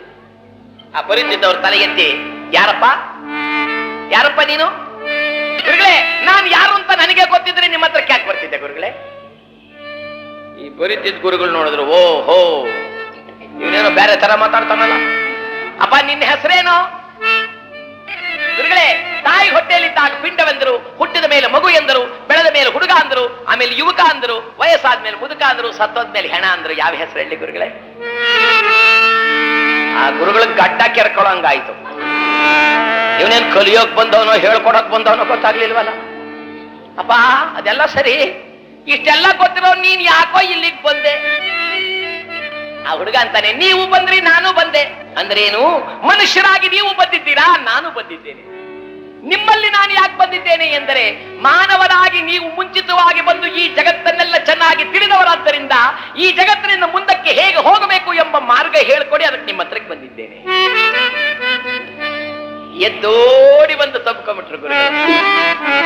ಯಾವ ವಂಶವನ್ನು ಬೆಳಗಿಸಲು ಬಂದ ದೀಪವಪ್ಪ ನೀನು? ನಿನ್ನನ್ನು ಶಿಷ್ಯನನ್ನಾಗಿ ಪಡೆದ ನಾನೇ ಭಾಗ್ಯಶಾಲಿ. ನಾನು ಕಲಿತ ವಿದ್ಯೆಯನ್ನೆಲ್ಲ ನಿನಗೆ ಧಾರೆಯನ್ನು ಬಿಡ್ತೇನೆ. ಬಾಕಂದ ಕೂತ್ಕೋ, ಗಣಪತಿ ಪೂಜೆಯನ್ನು ಮಾಡು. ಗಣಪತಿ ವಿಗ್ರಹಕ್ಕೆ ಹೂವನ್ನು ಹಾಕಿದ್ರು, ಹಣ್ಣನ್ನು ಸುಲಿದಿಟ್ರು, ಊದುಗಡ್ಡಿಯನ್ನು ಹಚ್ಚಿಟ್ರು. ಗುರುಗಳಂದ್ರು, ಶಿಷ್ಯ ಕಾಯಿ ಹೊಡೆದಿಡೋ. ಅವನಂದ, ಗುರುಗಳೇ ಒಂದು ಅನುಮಾನ. ಏನಪ್ಪ? ಈ ಪೂಜೆ ಮಾಡೋಕ್ ಮೊದಲು ತೆಂಗಿನಕಾಯಿ ಹೊಡಿತಾರಲ್ಲ, ಯಾಕೆ ಗುರುಗಳೇ? ಗುರುಗಳಿಗದು ಗೊತ್ತಿಲ್ಲ. ಗೊತ್ತಿಲ್ಲ ಅಂದ್ರೆ ಸರಿ ಇಲ್ಲ. ಅವರೇನ್ ಮಾಡಿದ್ರು, ಯಾಕೆ ಅಂದ್ರೆ ಅದು ಹೀಗಾಗುತ್ತೆ.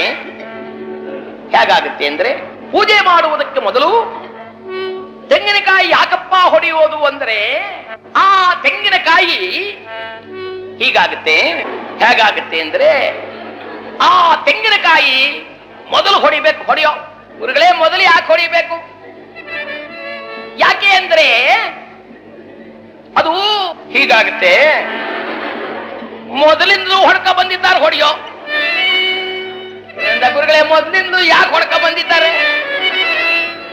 ಒಳ್ಳೆ ಗ್ರಾಚಾರಕ್ಕೆ ಬಂತಲ್ಲ, ಇವನೇನ್ ಬಿಡೋಂಗಿಲ್ವಲ್ಲ. ಅಪ್ಪ ನನಗ್ ಗೊತ್ತಿಲ್ಲ ಕಣೋ. ಇವನಂತಾನೆ, ಗುರುಗಳೇ ನನಗ್ ಗೊತ್ತಿದೆ ಅಂತ ಅಲ್ಲ, ಹೀಗಿರಬಹುದೇನೋ ಅಂತ ಯೋಚನೆ ಮಾಡಿದ್ದೇನೆ. ಹೇಳ ಗುರುಗಳೇ? ಇವರಂದ್ರೆ, ಹೇಳಪ್ಪ. ಕಾಯ ಹೊಡೆಯಬೇಕು, ಒಳಗಿನ ಮರ್ಮ ತಿಳಿಯಬೇಕು. ಕಾಯ ಹೊಡಿಬೇಕು, ಒಳಗಡೆ ಮರ್ಮ ತಿಳಿಬೇಕು. ಗುರುಗಳೇ, ಏನ್ ಮರ್ಮವೋ? ಕಾಯ ನೋಡಲು ಮೇಗಳ ಕಾಯಿನಂತಿರಬೇಕು ನಮ್ಮ ಕಾಯ. ಆ ತೆಂಗಿನಕಾಯಿ ನೋಡಿದ್ರೆ ಒಳಗಡೆ ಹೊರಗಡೆ ಹೊರಟ ಕರಟ ಇದೆ ನೋಡಿ, ಹೊರಟ ಕರಟ ಏನು ಅರಿ ಇದಂತಿರಬೇಕು. ಕಾಯ ಹೊಡೆಯಲು ಒಳಗಿನ ತಿರುಳಿನಂತಿರಬೇಕು ಮನವಯ್ಯ. ಆ ತೆಂಗಿನಕಾಯಿ ಹೊಡೆದು ಬಿಟ್ರೆ ಒಳಗಡೆ ಬಿಳಿಯಾದ ಕಾಯಿ, ತಿಳಿಯಾದ ನೀರಿದೆಯಲ್ಲ, ಹಾಗಿರ್ಬೇಕು ಗುರುಗಳೇ ಹೃದಯ. ಅಂಥವರನ್ನು ಕಂಡರೆ ಶಿವ ಮೆಚ್ಚುತ್ತಾನೆ. ಹಾಗಂದ ಕೂಡಲೇ ಗುರುಗಳೇ ಕೇಳ್ತಾರಪ್ಪ, ಎಲ್ಲಿ ಕಲ್ತೋ? ನೀವೇ ಹೇಳ್ಕೊಟ್ರಲ್ಲ ಗುರುಗಳೇ.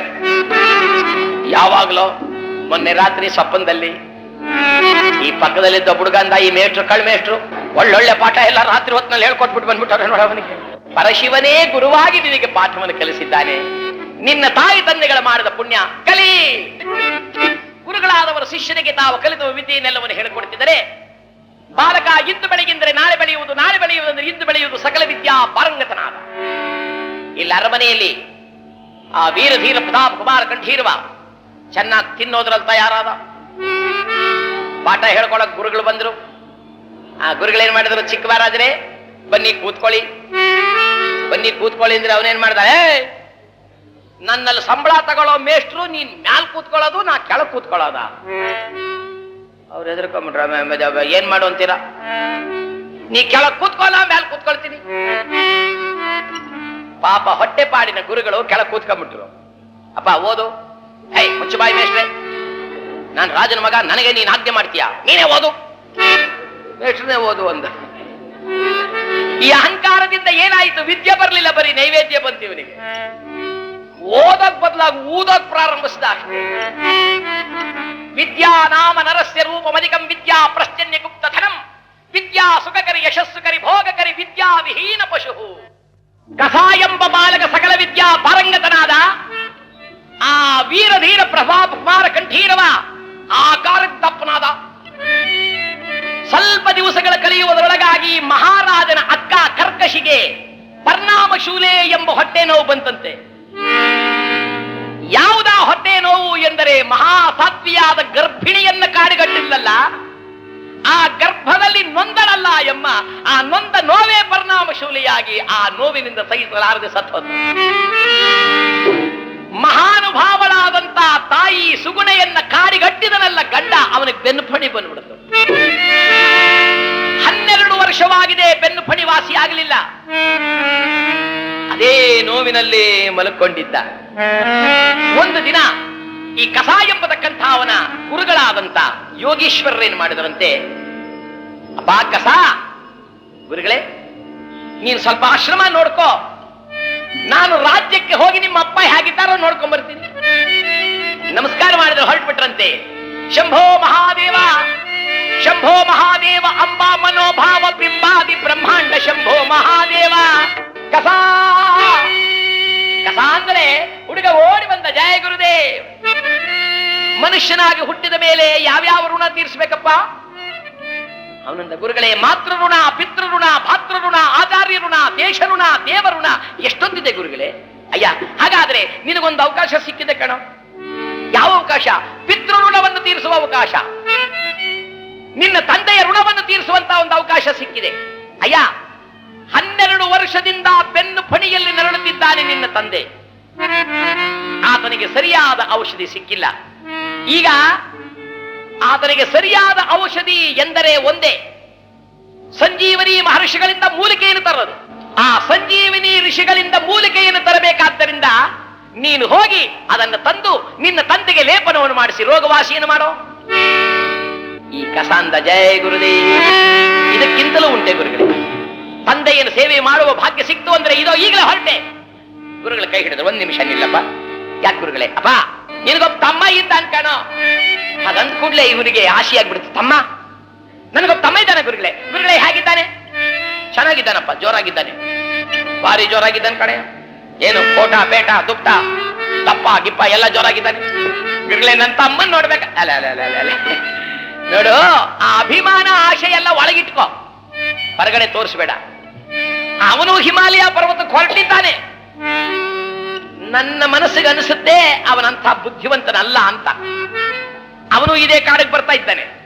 ನೀನು ಹೋಗಿ ನಾನು ನಿಮ್ಮ ಅಣ್ಣ ಅಂತ ಅವನಿಗೆ ಹೇಳದೆ ಸೇವಕನಂತೆ ಸೇವೆಯನ್ನು ಮಾಡಿ ಮೂಲಿಕೆಗಳನ್ನ ಅವನ ಕೈಗೆ ಕೊಟ್ಟು ಕಳುಹಿಸಿ ಆ ಮೂಲಕ ನಿನ್ನ ತಂದೆ ಋಣ ತೀರ್ಸ್ಕೊಂಡ್ಬಿಡ, ನೀನು ತೋರಿಸ್ಕೋಬೇಡ. ಇದಕ್ಕೆ ಗುಪ್ತದಾನ ಅಂತ. ಕೆಲವರು ಗುಪ್ತದಾನ ಅಂತ ಮಾಡ್ತಾರೆ. ಯಾರಿಗೂ ನಾವು ಮಾಡೋ ದಾನ ಯಾರಿಗೂ ಗೊತ್ತಾಗಬಾರದು ಅಂತಲೂ ಮಾಡ್ತಾರೆ. ಈ ಹುಡುಗ ನಮಸ್ಕಾರ ಮಾಡಿದ, ಓಡಿ ಬರ್ತಾ ಇದ್ದಾನೆ. ಈ ಹುಡುಗ ಹೇಗಿದ್ದಾನೆ ಕಸ ಎನ್ನುವನು ಎಂದರೆ, ಕಾಡಿನಲ್ಲಿ ವಾಸ ಮಾಡುವನಾದ್ದರಿಂದ ತಲೆಯನ್ನು ಕೆದರಿದ್ದಾನೆ, ಹಣೆ ತುಂಬ ವಿಭೂತಿಯನ್ನಿಟ್ಟಿದ್ದಾನೆ, ಮೈಗೆಲ್ಲ ಬೂದಿಯನ್ನು ಬಳಿದಿದ್ದಾನೆ, ಸೊಂಟದಲ್ಲಿ ಅವರ ತಾಯಿ ಕೊಟ್ಟ ಒಂದು ವಸ್ತ್ರ ಮಾತ್ರ ಉಟ್ಕೊಂಡಿದ್ದಾನೆ. ಓಡಿ ಬರ್ತಿದ್ದ. ಈ ವೀರಧೀರ ಪ್ರತಾಪ್ ಕುಮಾರ್ ಕಟ್ಟಿರುವ ಅವನು ಕುದುರೆ ಮೇಲೆ ಕೂತ್ಕೊಂಬಂದ. ಬಂದ್ ಹೀಗಂತಾನೆ, ಏನಿದು ಹಿಮಾಲಯ ಪರ್ವತ ಪ್ರಪಂಚದಲ್ಲೇ ದೊಡ್ಡದು ಅಂತಾರೆ, ಎಲ್ಲೂ ಕಾಣೋದೇ ಇಲ್ವಲ್ಲ. ಇವನಂತ ಬುದ್ಧಿವಂತ ಇವ್ ಅಲ್ಲ, ಇನ್ನೆಂತ ಬುದ್ಧಿವಂತರು ನೋಡಿ. ಈಗಂತಿದ್ದ. ಈ ಕಸ ದಡ ದಡ ದಡ ದಡ ದಡ ದಡ ಬಂದ. ದಡ ದಡ ದಡ ಬಂದಿದ್ದೆ ನೋಡ್ತಾನೆ. ಆಹಾ, ಇವನೇರ್ಬೇಕು ನನ್ನ ತಮ್ಮ, ಜ್ವರ ಕೂತಿದ್ದಾನೆ. ಅವನೇನ್ ಮಾಡಿದಾರೆ, ಹುಡುಗ ಬರ ಇಲ್ಲಿ. ನೋಡಿ ಒಂದು ನಮಸ್ಕಾರ ಮಾಡಿದ. ನಮಸ್ಕಾರ ಬುದ್ಧಿ, ನಮಸ್ಕಾರ ಬುದ್ಧಿ ಅಂದ್ರೆ ಇವನು ನಮಸ್ಕಾರ ಬುದ್ಧಿ. ಓಹೋ, ಇವನಿಗೆ ನಮಸ್ಕಾರ ಅನ್ನೋದು ಬರಲ್ಲ, ಅದಕ್ಕೆ ನಮಸ್ಕಾರ ಅಂತಾನೆ.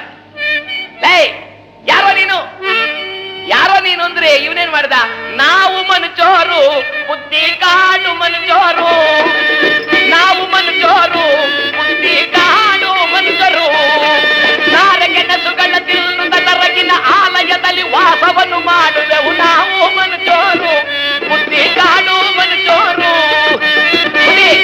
ನಾವು ಮನುಷ್ಯರು ಕಾಡು ಮನುಷ್ಯರು, ನಾವು ಮನುಷ್ಯರು ಕಾಡು ಮನುಷ್ಯರು ಅಂದ್ರೆ ಅವನು ನೋಡೋದು ಇವನು ಮನುಷ್ಯರು ಅನ್ನೋಕ್ ಬರಲ್ಲ ಅಂತ ಕಾಣುತ್ತೆ, ಅದಕ್ಕೆ ಮನುಷ್ಯರು ಅಂತಾನೆ.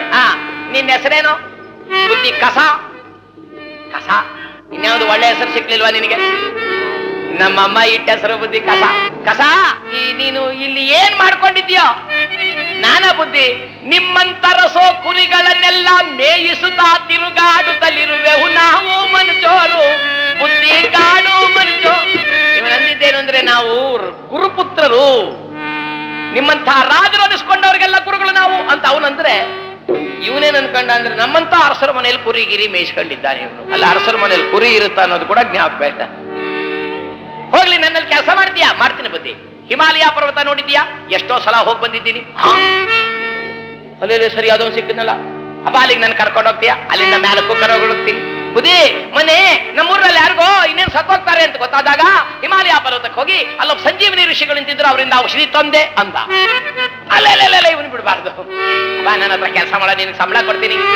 ಏನ್ ಕೊಡ್ತೀರಾ? ನಿನಗೆ ಏನ್ ಬೇಕು ಕೇಳು ಕೊಡ್ತೀನಿ. ನಿನಗೇನ್ ಬೇಕು ಕೇಳು ಕೊಡ್ತೀನಿ ಅಂದ್ರೆ ಇವನೇ ಮಾಡಿದ ಬುದ್ಧಿ ಕಾಯ್ಬೇಕು, ಬುದ್ಧಿ ಕಾಯ್ಬೇಕು, ಕಾಯ್ಬೇಕು, ಬುದ್ಧಿ ಕಾಯ್ಬೇಕು, ಕಾಯ್ಬೇಕು, ಬುದ್ಧಿ ಕಾಯ್ಬೇಕು, ಕಾಯ್ಬೇಕು, ಬುದ್ಧಿ ಕಾಯ್ಬೇಕು, ಅವರೇ ಕಾಯ್ಬೇಕು, ಬುದ್ಧಿ ಕಾಯ್ಬೇಕು. ಏನ್ ಬೇಕೋ ಅವರೇ ಕಾಯ್ಬೇಕು. ಇವನೊಂದ ಮಾರ್ಕೆಟ್ಗೋಗು, ಅಲ್ಲ ಸಂಬಳ ಕೇಳೋ ಅಂದ್ರೆ ಅವರೇ ಕಾಯ್ಬೇಕು ಅಂತ ನೀವು. ಅಣ್ಣ ಅಂತಾನೆ, ಓ ನನ್ನ ತಮ್ಮನಿಗೆ ಅರ್ಥವಾಗ್ಲಿಲ್ಲ. ಯಾಕೆ ಅರ್ಥವಾಗ್ಲಿಲ್ಲ ಅಂದ್ರೆ ಇವನು ಹೇಳ್ತಾನೆ, ನಾವೀಗ ಹೊರಟಿರುವ ಕೆಲಸಕ್ಕೆ ನಮ್ಮನ್ನು ಕಾಪಾಡೋರೊಬ್ರು ಬೇಕು, ಅವರೇ ಕಾಯ್ಬೇಕು. ಸಕಲ ಜಗವನ್ನೆಲ್ಲ ಕಾಯುವ ದೇವರು ಅವರೇ ನಮ್ಮನ್ನು ಕಾಯಬೇಕು, ಅವರೇ ಕಾಯ್ಬೇಕು, ಅವರೇ ಕಾಯ್ಬೇಕು. ಇವ್ರ್ಯಾರು ಕಾಯೋದು ಬೇಡ, ಅವರೇ ಕಾಯ್ಬೇಕು. ಅವನೇನ್ ಅನ್ಕೊಂಡ ಅಂದ್ರೆ ಇವನು ಎಲ್ಲೋ ಸ್ವಲ್ಪ ಹುಚ್ಚು ಅಂತ ಕಾಣುತ್ತೆ, ಏನೇನೋ ಮಾತಾಡ್ತಾನೆ. ಡೇ ಅವೆಲ್ಲ ಕೇಳ್ಬೇಡ, ಸುಮ್ಮನೆ ನಿಂತ್ಕೊಳ್ಳೋ. ಇವನ್ ಅನ್ಕೊಂಡ ಇವನೇನ್ ಸುಖ ಇಲ್ಲ, ಯಾಕೋ ಸರೋಗ್ಲಿಲ್ಲ. ನೋಡೋಣ. ತಮ್ಮ ಕುದುರೆಯ ಮೇಲೆ ಕುಳಿತರೆ ಅಣ್ಣ ಕುದುರೆ ಲಗಾಮನ್ ಹಿಡಿದ. ಜಯ ಗುರುದೇವ್ ಅಂತ ಓಡಿದರಂತೆ. ಓಡಿ ಓಡಿ ಓಡಿ ಬರುತ್ತಿದ್ದಾರೆ. ಎಲ್ಲಿಗೆ ಬಂದಿದೆ? ವಿದರ್ಭ ದೇಶಕ್ಕೆ ಬಂದಿದೆ. ಅಲ್ಲಿ ವಿದ್ಯಾಧರಿ ಎಂಬತಕ್ಕಂಥ ರಾಜಕುಮಾರಿ ಒಂದು ಮಂಟಪವನ್ನು, ಸ್ವಯಂವರ ಮಂಟಪ ಮಾಡಿಸಿದ್ದಾಳೆ. ಈ ಕುದುರೆ ಮೇಲೆ ಬರ್ತಿದ್ದಲ್ಲ ಇವನು ವೀರಧೀರ, ಕುದುರೆ ಜವಾನ. ಹೊಟ್ಟೆ ಹಸಿವು ಶುರುವಾಗಿ ಹೋಗ್ತಿದೆ ಕಣ. ಇಲ್ಲಾರು ಚಪ್ರ ಹಾಕಿದ್ದಾರೆ, ಊಟ ಹಾಕ್ತಾರೇನೋ ಕೇಳೋ. ಈ ಅಣ್ಣ ಓಡಿ ಬಂದವನು ಕೇಳಿದ, ಸ್ವಾಮಿ ಇಲ್ಲಿ ಊಟ ಹಾಕ್ತೀರಾ? ಹಾಕ್ತೇವ್ರಿ. ಸ್ವಾಮಿ ಹಾಕ್ತಾರಂತ ಬನ್ನಿ. ಓಡ್ ಬಂದು ಕೂತ್ಕೊಂಡ ಊಟಕ್ಕೆ. ಬಡ್ಸೋರು ಸುಸ್ತಾಗೋರು ಗೊತ್ತಿಂದ ಹೊರಗಡೆಗೆ ಬಂದ. ಅಲ್ಲಿ 4-5 ಜನ ಪಂಡಿತರು ಕೂತಿದ್ರು. ಅಯ್ಯ ರಾಜಕುಮಾರ, ನಿನ್ನ ಹೆಸರೇನು? ನನ್ನ ಹೆಸರೇ ವೀರಧೀರ ಪ್ರತಾಪ ಕುಮಾರ ಕಂಠೀರವ. ಸ್ವಲ್ಪ ಮೆತ್ಕೇಳಿ ನಮ್ಮಪ್ಪ. ವೀರಧೀರ ಪ್ರತಾಪ ಕುಮಾರ ಕಂಠೀರವ. ಅವರಂದ್ರು ಹೆಸರು ಜೋರಾಗಿದೆ. ಏನ್ ವಿಚಾರ? ಏನು ಇಲ್ಲ. ನಮ್ಮ ಈ ದೇಶದ ರಾಜಕುಮಾರಿ ವಿದ್ಯಾಧರಿ ಎಂಬಾಕೆ ಒಂದು ಸಮಸ್ಯೆಯನ್ನು ಬರೆದಿಟ್ಟಿದ್ದಾಳೆ. ಯಾರು ಆ ಸಮಸ್ಯೆಗೆಂದು ಓದಿ ಅರ್ಥ ಮಾಡಿ ಹೇಳ್ಬಿಡ್ತಾರೋ ಅವರಿಗೆ ನಾವು ಈ ದೇಶವನ್ನು ಆ ರಾಜಕುಮಾರಿಯನ್ನು ಕೊಟ್ಟು ಮದುವೆ ಮಾಡಿಬಿಡ್ತೇವೆ. ಇವನು ಮದುವೆ ದೇಶ ಕೊಡಿ, ಯಾವ ತರ ಓದಿದ್ರಲ್ವೇ, ಅವರ ಓಲೇಕರಿ ಕೈ ಕೊಟ್ರು. ಇವನ್ ತಿರುಗಿಸ್ದ. ಹಾಳ್ ಮೇಷ್ಟ್ರು ಪಡ್ಕೊಂಡ, ಕಲ್ತ್ಕೊಳ್ಳ 2 ಅಕ್ಷರ ಅಂತ ಕಲ್ತ್ಕೊಂಡ. ಪಂಡಿತರೆ, ಅತ್ಯವಸರವಾಗಿ ಎತ್ತಲು ಹೋಗುತ್ತಿದ್ದೇನೆ, ಆದ್ದರಿಂದ ಮತ್ತೆ ಇತ್ತ ಬಂದಾಗ ಆವಾಗ ನೋಡ್ಕೊಳ್ಳೋಣ, ಈಗ ಸಾಧ್ಯವಿಲ್ಲ ಅಂತ ಇಟ್ಟ. ಎಷ್ಟು ಚೆನ್ನಾಗಂದ ನೋಡಿ. ಆ ಪಂಡಿತರೇನ್ ದಡ್ರೆ. ಅವನ ದೂರ ಹೋದ ತಕ್ಷಣ ಹೊಡೆದಾಕ್ರೆ ಅವನ ಹೆಸರನ್ನ. ಅವನ ಅಷ್ಟುದ್ದ ಎಳ್ದಾಗ್ಲೇ ನನಗ್ ಗೊತ್ತಿವ್ರು ಶುದ್ಧ ಪಿಟಿ ಅಂತ. ಇನ್ನೊಬ್ರಂದು ಅದು ಹಾಳಾಗೋಲಿ, ಇವ್ರಿಗೆ ನಾಚಿಕೆ ಆಗೋಲ್ವಾ ಅಂದ. ಇನ್ನೊಬ್ಬೇನ್ ಮಾಡಿಬಿಟ್ಟ ಪಂಡಿತ, ಅದು ಹೇಗಾದ್ರೂ ಹೋಗಿಲ್ರಿ, ಇಂಥ ನಿರ್ಭಾಗ್ಯರನ್ನು ಹೆತ್ತ ತಂದೆ ತಾಯಿಗಳಿನ್ನೆಂಥ ನಿರ್ಭಾಗ್ಯರು. ಈ ಕುದುರೆ ಹಿಡ್ಕೊಂಡಿದ್ದ ನೋಡಿ ಅಣ್ಣ, ಸಹಿಸ್ಲಿಕ್ಕಾಗಲಿಲ್ಲ. ನನ್ನ ತಂದೆ ತಾಯಿಗಳು ನಿರ್ಭಾಗ್ಯರೇ ಅಂತ ಕುದುರೆಯನ್ನು ಬಿಟ್ಟ. ಹತ್ರ ಬಂದ. ಸ್ವಾಮಿ ಅದೇನೋ ನನ್ನ ಕೈ ಕೊಡಿ, ನಾನು ಓದ್ತೇನೆ. ಅವನೊಬ್ಬ ಇನ್ನೊಬ್ಬ ಅಂದ, ಕುದುರೆ ಜವಾನ, ಕುದುರೆ ಮಾಲೀಶ್ ಮಾಡೋದ್ ಬಿಟ್ಟು ರಾಜಕುಮಾರಿನ ಮದುವೆ ಆಗಕ್ ಬಂದ, ಹೋಗಯ. ಸ್ವಾಮಿ ಹಾಗಲ್ಲ, ಅದೇನೋ ಓದೋಣ ಅಂತ ಅನಿಸ್ತಾ ಇದೆ. ಇನ್ನ ಪಂಡಿತರಂದ್ರೆ ಕೊಡ್ರಿ, ಯಾವ ಹುತ್ತದಲ್ಲಿ ಯಾವ ಸರ್ಪ ಇದೆ ಏನೋ ಕೊಡ್ರಿ ನೋಡೋಣ. ಕೈಗೆ ಕೊಟ್ಟ ಕೂಡಲೇ ನಮಸ್ಕಾರ ಮಾಡಿದ ಈ ಕಸ ಅನ್ನೋ ಬಾಲಕ ತಲೆ ಎತ್ತಿ ಹೇಳ್ತಾನೆ, ಹೇ ಜಗತ್ರಕ್ಷಕ ಸರ್ವೇಶ್ವರ, ಈ ಹೆಣ್ಣನ್ನು ಮದುವೆಯಾಗಬೇಕೆಂಬ ಆಶೆ ನನ್ನಲ್ಲಿಲ್ಲ. ಅಥವಾ ಈ ಮಣ್ಣನ್ನು ಆಳಬೇಕು ಎಂಬ ಆಶೆಯು ನನಗಿಲ್ಲ. ನನ್ನ ಗುರುವಿನ ಸೇವೆ ಮಾಡಿಕೊಂಡಿದ್ದರೆ ನನಗೆ ಸಾಕು. ಆದರೆ ನನ್ನ ತಾಯಿ ತಂದೆಗಳಿಗೆ ಕೆಟ್ಟ ಹೆಸರು ಬಂದಿದೆಯಾದ್ದರಿಂದ ನನ್ನ ತಾಯಿ ತಂದೆಗಳು ನಿರ್ಭಾಗ್ಯರಲ್ಲ ಎಂದು ತೋರಬೇಕಾದರೆ ನನಗೊಂದು ಅವಕಾಶವನ್ನು ಕೊಡುವಂತ ನಮಸ್ಕಾರ ಮಾಡಿದೆ. ಜಯ ಗುರುದೇವ ಕಂಡು ಬಿಟ್ಟ. ಆ ಓಲೆಗರಿಯಲ್ಲಿ ಬರೆದಿರೋದನ್ನು ಓದಿದ. ಕೇಳಿ, ಇದರಲ್ಲಿ ಏನು ಬರೆದಿದೆ ಎಂದರೆ, ಮೃಗಂಗ ವಾಹನಶ್ಚೈವ ತ್ರಿಗಂಧರಸ ವೈಪುರಿ ಪಾಶಾಲ ವಿನಾಕ ತ್ರಯೋ ರಕ್ಷಂತು ಮೇದಿನಿ. ತ್ರಯೋ ರಕ್ಷಂತು ಮೇದಿನಿ. ತ್ರಯೋ ಅಂದ್ರೆ 3 ಜನ ಈ ಪ್ರಪಂಚವನ್ನ ಕಾಪಾಡುತ್ತಿದ್ದಾರೆ ಅಂತಿತ್ತು. ಅಲ್ಲ ಪಂಡಿತರಂದ್ರೆ ಏನಯ್ಯ, ನಮಗೂ ಓದೋಕ್ ಬರಲ್ಲ ಅಂತ ನಿಮ್ ಕೈ ಕೊಟ್ವ? ನಾವೆಲ್ಲ ಓದಿರೋರೆ ಕಣಯ್ಯ. 3 ಜನರಿಂದ ಈ ಜಗತ್ತು ಉದ್ಧಾರವಾಗ್ತಾ ಇದೆಯಲ್ಲ, ಆ 3 ಜನರು ಯಾರು? ಅವರ ಹೆಸರೇನು? ಅವರ ಹೆಂಡತಿಯರ ಹೆಸರೇನು? ಅವರ ಮಕ್ಕಳ ಹೆಸರೇನು? ಅವರ ಆಯುಧಗಳ ಹೆಸರೇನು? ಅವರ ಊರಿನ ಹೆಸರೇನು? ಅವರ ವಾಹನಗಳ ಹೆಸರೇನು? ಇಷ್ಟು ಈ ಶ್ಲೋಕದಲ್ಲಿದೆ, ಅದನ್ನು ಹೇಳು.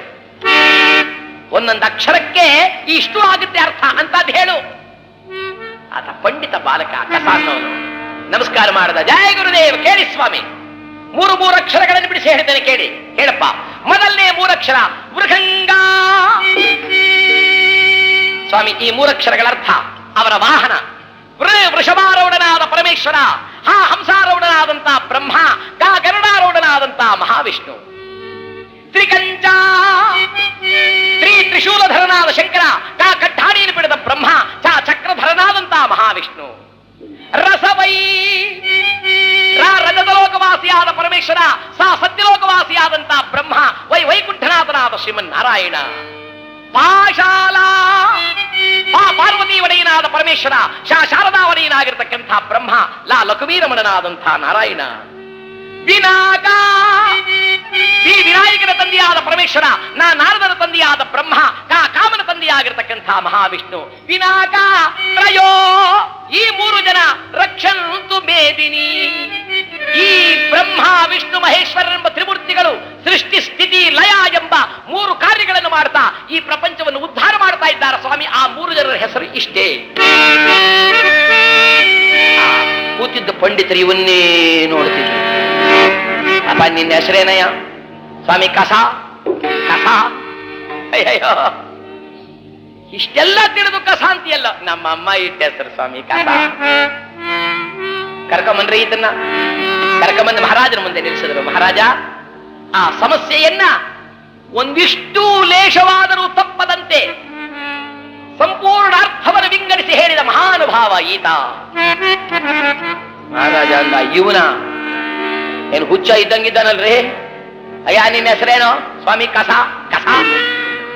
ರೇ ಪಂಡಿತರೇ, ಕಳಿಸ್ರಿ ಆಶ್ರಯವನ್ನ. ಯಾರಾದ್ರೂ ಬಂದು, ಮಹಾರಾಜ ನಿನ್ನ ಅಳಿಯ ಯಾರು ಅಂದ್ರೆ ಕಸ ಅನ್ಲ ನಾನು. ಯಾರಾದ್ರೂ ಒಳ್ಳೆ ರಾಜಕುಮಾರನ ಕರ್ಕೊಂಡ್ಬಂದು ಓದ್ತಾ ಅಂತ ಹೇಳ್ಬಿಡಿ. ಇದನ್ನ ಕೇಳ್ತಾ ಇದ್ಲು ವಿದ್ಯಾಧರಿ. ಅದನ್ನು ಬರೆದವಳು ಮಗಳು ಓಡಿ ಬಂದು ಹೇಳ್ತಾಳಪ್ಪ, ಇದು ನ್ಯಾಯವಲ್ಲ ಕಣೋ. ರಾಜಕುಮಾರಿ ಹೇಳ್ತಾಳಪ್ಪ, ಕುಂಟನಾಗಲಿ ಕುರುಡನಾಗಲಿ ಧನಪತಿಯಾಗಲಿ ದರಿದ್ರನವನಾಗಿರಲಿ ಅವನೇ ನನ್ನ ಪತಿ, ಮಿಕ್ಕುಳಿದವರೆಲ್ಲರೂ ನನಗೆ ಸೋದರರು. ರಾಜ ಬೆಚ್ಚಿ ಬಿದ್ದು ಬಿಟ್ಟ. ಸರಿ ಸರಿ ಕಣಮ್ಮ, ನೀನು ಹೆಂಗ ಹೇಳ್ತೀಯ ಹಂಗೆ. ವಿವಾಹಕ್ಕೆ ಏರ್ಪಾಡಾಯ್ತು. ಕರ್ಕೊಂಡು ಹೋಗಿ ಇದನ್ನ ಸ್ನಾನ ಮಾಡಿಸಿ ಮದುವೆ ಮಾಡಿಸಿ. ಏನೋ ಕುದುರೆ ಜವಾನ, ರಾಜಕುಮಾರಿನ ಮದುವೆ ಆದೆ, ಇನ್ನನ್ಯಾಕಪ್ಪ ಮಾತಾಡಿಸ್ತೀಯ? ಇವನಂದ, ಇಲ್ಲ ಸ್ವಾಮಿ, ನಾನು ಏನು ಮದುವೆ ಆದರೇನು, ರಾಜ್ಯ ಆಳಿದರೇನು, ನಿಮ್ಮ ಕೆಲಸವೇ ಮೊದಲು ನನ್ನ ಕರ್ತವ್ಯ. ನನ್ನ ಹೆಂಡತಿಗೆ ಹೇಳ್ಬಿಟ್ಟು ಬರ್ತೀನಿ, ಹೋಗೋಣ. ವಿದ್ಯಾಧರಿ, ನಾನು ಆರಂಭದನ್ನು ನಿನಗೆ ಹೇಳಿದ್ದೇನಲ್ಲ? ಹೇಳಿದ್ದೀರ ಸ್ವಾಮಿ. ಹಾಗಾದರೆ ನಾನು ಹಿಮಾಲಯ ಪರ್ವತಕ್ಕೆ ಹೋಗಿ ಬರ್ತೇನೆ. ಆ ಎಂಬ ಎಂಥವಳು ಅಂದ್ರೆ ಏನು ವಿಚಾರ ಮಾಡ್ಲಿಲ್ಲವಂತೆ. ಸ್ವಾಮಿ, ಎಷ್ಟು ದಿವಸದಲ್ಲಿ ಬರ್ತೀರಾ? ನಾನು ಒಂದು 15 ದಿವಸದಲ್ಲಿ ಬರಬಹುದು. ಸ್ವಾಮಿ, 15 ದಿವಸದಲ್ಲಿ ನೀವು ಬರದೆ ಹೋದ್ರೆ ನೀವು ಹೇಳಿದ ಗುರುತಿದೆಯಲ್ಲ, ಆ ಸಂಜೀವನಿ ಮಹರ್ಷಿಗಳ ಗುಹೆ, ಅಲ್ಲಿಗೆ ನಾನೇ ಬಂದ್ಬಿಡ್ತೇನೆ. ಓಹೋ, ಹಾಗಾದ್ರೆ ನಾನು ಅಷ್ಟೊಳಗೆ ಬರಬೇಕು ಅಂತ ಆಯ್ತು. ಆಗಬಹುದು ಅಂತ ಮತ್ತೆ ರಾಜ ಉಡುಪುಗಳನ್ನೆಲ್ಲ ಕಳಚಿಟ್ಟು ತಲೆಯನ್ನು ಕೆದರಿ ಸೊಂಟಕ್ಕೊಂದು ಬಟ್ಟೆಯನ್ನು ಕಟ್ಟಿ ಓಡಿ ಬಂದಿದ್ದೆ. ಆ ಕಾಡು ಮನುಷ್ಯನಂತೆ ಬುದ್ಧಿ ಹೋಗೋಣವೆ. ನೀವು ನೋಡಿದ, ಏನ್ ನಾಟಕ ಆಡ್ತೀಯನೋ? ಆಗ್ಲೇ ರಾಜನ ಬಟ್ಟೆ ಹಾಕೊಂಡಿದ್ದೆ, ಈಗಾಗಲೇ ತಿರ್ಗಾ ತಾಸ್ತಿಗೆ ಬಂದ್ಬಿಟ್ಟಿದ್ದೀಯಾ? ಸ್ವಾಮಿ, ನಾನು ರಾಜನೇ ಆದರೂ ನಿಮಗೆ ಸೇವಕನೇ ಸ್ವಾಮಿ, ಕೂತ್ಕೊಳ್ಳಿ. ತಮ್ಮ ಕುದುರೆ ಮೇಲೆ ಕುಳಿತ ಅಣ್ಣ ಲಗಾಮನ್ನು ಹಿಡಿದ. ಶಂಭೋ, ಕುದುರೆ ಓಡ್ತಾ ಇದೆ. ಅಣ್ಣ ಕುದುರೆ ಲಗಾಮನ್ನು ಹಿಡ್ಕೊಂಡಿದ್ದಾನೆ. ನಮ ಶಿವಾಯ ನಮ ಶಿವಾಯ ನಮ ಶಿವಾಯ ನಮ ಶಿವಾಯ ಅಂತ ಓಡಿದ. ಓಡಿ ಓಡಿ ಓಡಿ ಒಂದು ಸ್ವಲ್ಪ ದಿನ ಕಳೆಯುವುದರೊಳಗಾಗಿ ಹಿಮಾಲಯ ಪರ್ವತವನ್ನು ಬಂದು ಸೇರಿದ. ಅಲ್ಲಿನ ಆ ಶೀತಕ್ಕೆ ಅಂದ್ರೆ ಆ ಚಳಿಗೆ ನಡುಗುತ್ತಾನೆ ಕುದುರೆ ಜವಾನ, ಮುಂದಕ್ಕೆ ಹೋಗಕ್ಕಾಗಲ್ಲ ಕಣೋ ಸ್ವಾಮಿ, ನೀವು ಇಲ್ಲೇ ಹೀಗಂದ್ರೆ ಹೇಗೆ ಮುಂದಕ್ಕೆ ಹೋಗ್ಬೇಕು? ಹಾಗಾದ್ರೆ ಸ್ವಲ್ಪ ನೀರು ತಾವಿಲ್ಲಿ ಕೂತಿರಿ, ನಾನು ಹೋಗಿ ಬರ್ತೇನೆ. ಗಿಡಮೂಲಿಕೆಗಳನ್ನು ತಂದು ಕೊಟ್ಟ. ಆ ಗಿಡಮೂಲಿಕೆಗಳ ಸೇವನೆಯಿಂದ ಆ ವೀರಧೀರ ಪ್ರತಾಪ ಕುಮಾರ ಕಂಠೀರವ ಕೆಳಗುಳಿದ. ಈ ಗುರುಪುತ್ರ ಓಮನ್ನ ಶ್ವಾಸಬಂಧನವನ್ನು ಮಾಡಿದ. ಶ್ವಾಸಬಂಧನವನ್ನು ಮಾಡಿ ಗಾಳಿಯಲ್ಲಿ ಹಾರಿದ. ಹಾರು ಹೋಗ್ತಿರೋ ನೋಡಿದ ಇವನು ವೀರಧೀರ. ಇವನ ಅಪಾಯ, ಏನು ಗೊತ್ತಿಲ್ಲದವನಂಗ್ ನಾಟಕ ಆಡುತ್ತಿದ್ದಾನೆ. ಬೆಟ್ಟ ಬೆಟ್ಟಗಳನ್ನು ಹಾರುವ ಚೈತನ್ಯ ಪಡೆದಿದ್ದಾನೆ. ಇವನೇನ್ ಹೇಳಿದ?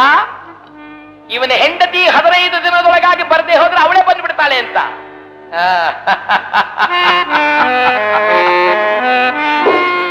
ಈ ವೀರಧೀರನ ಮನಕ್ಕೆ ಬಂದ ಮೇಲೆ ಇವನೆಂತುಳಿತಾನೋ ನೋಡ್ತೇನೆ ಅಂತ ಕಾದನಂತೆ.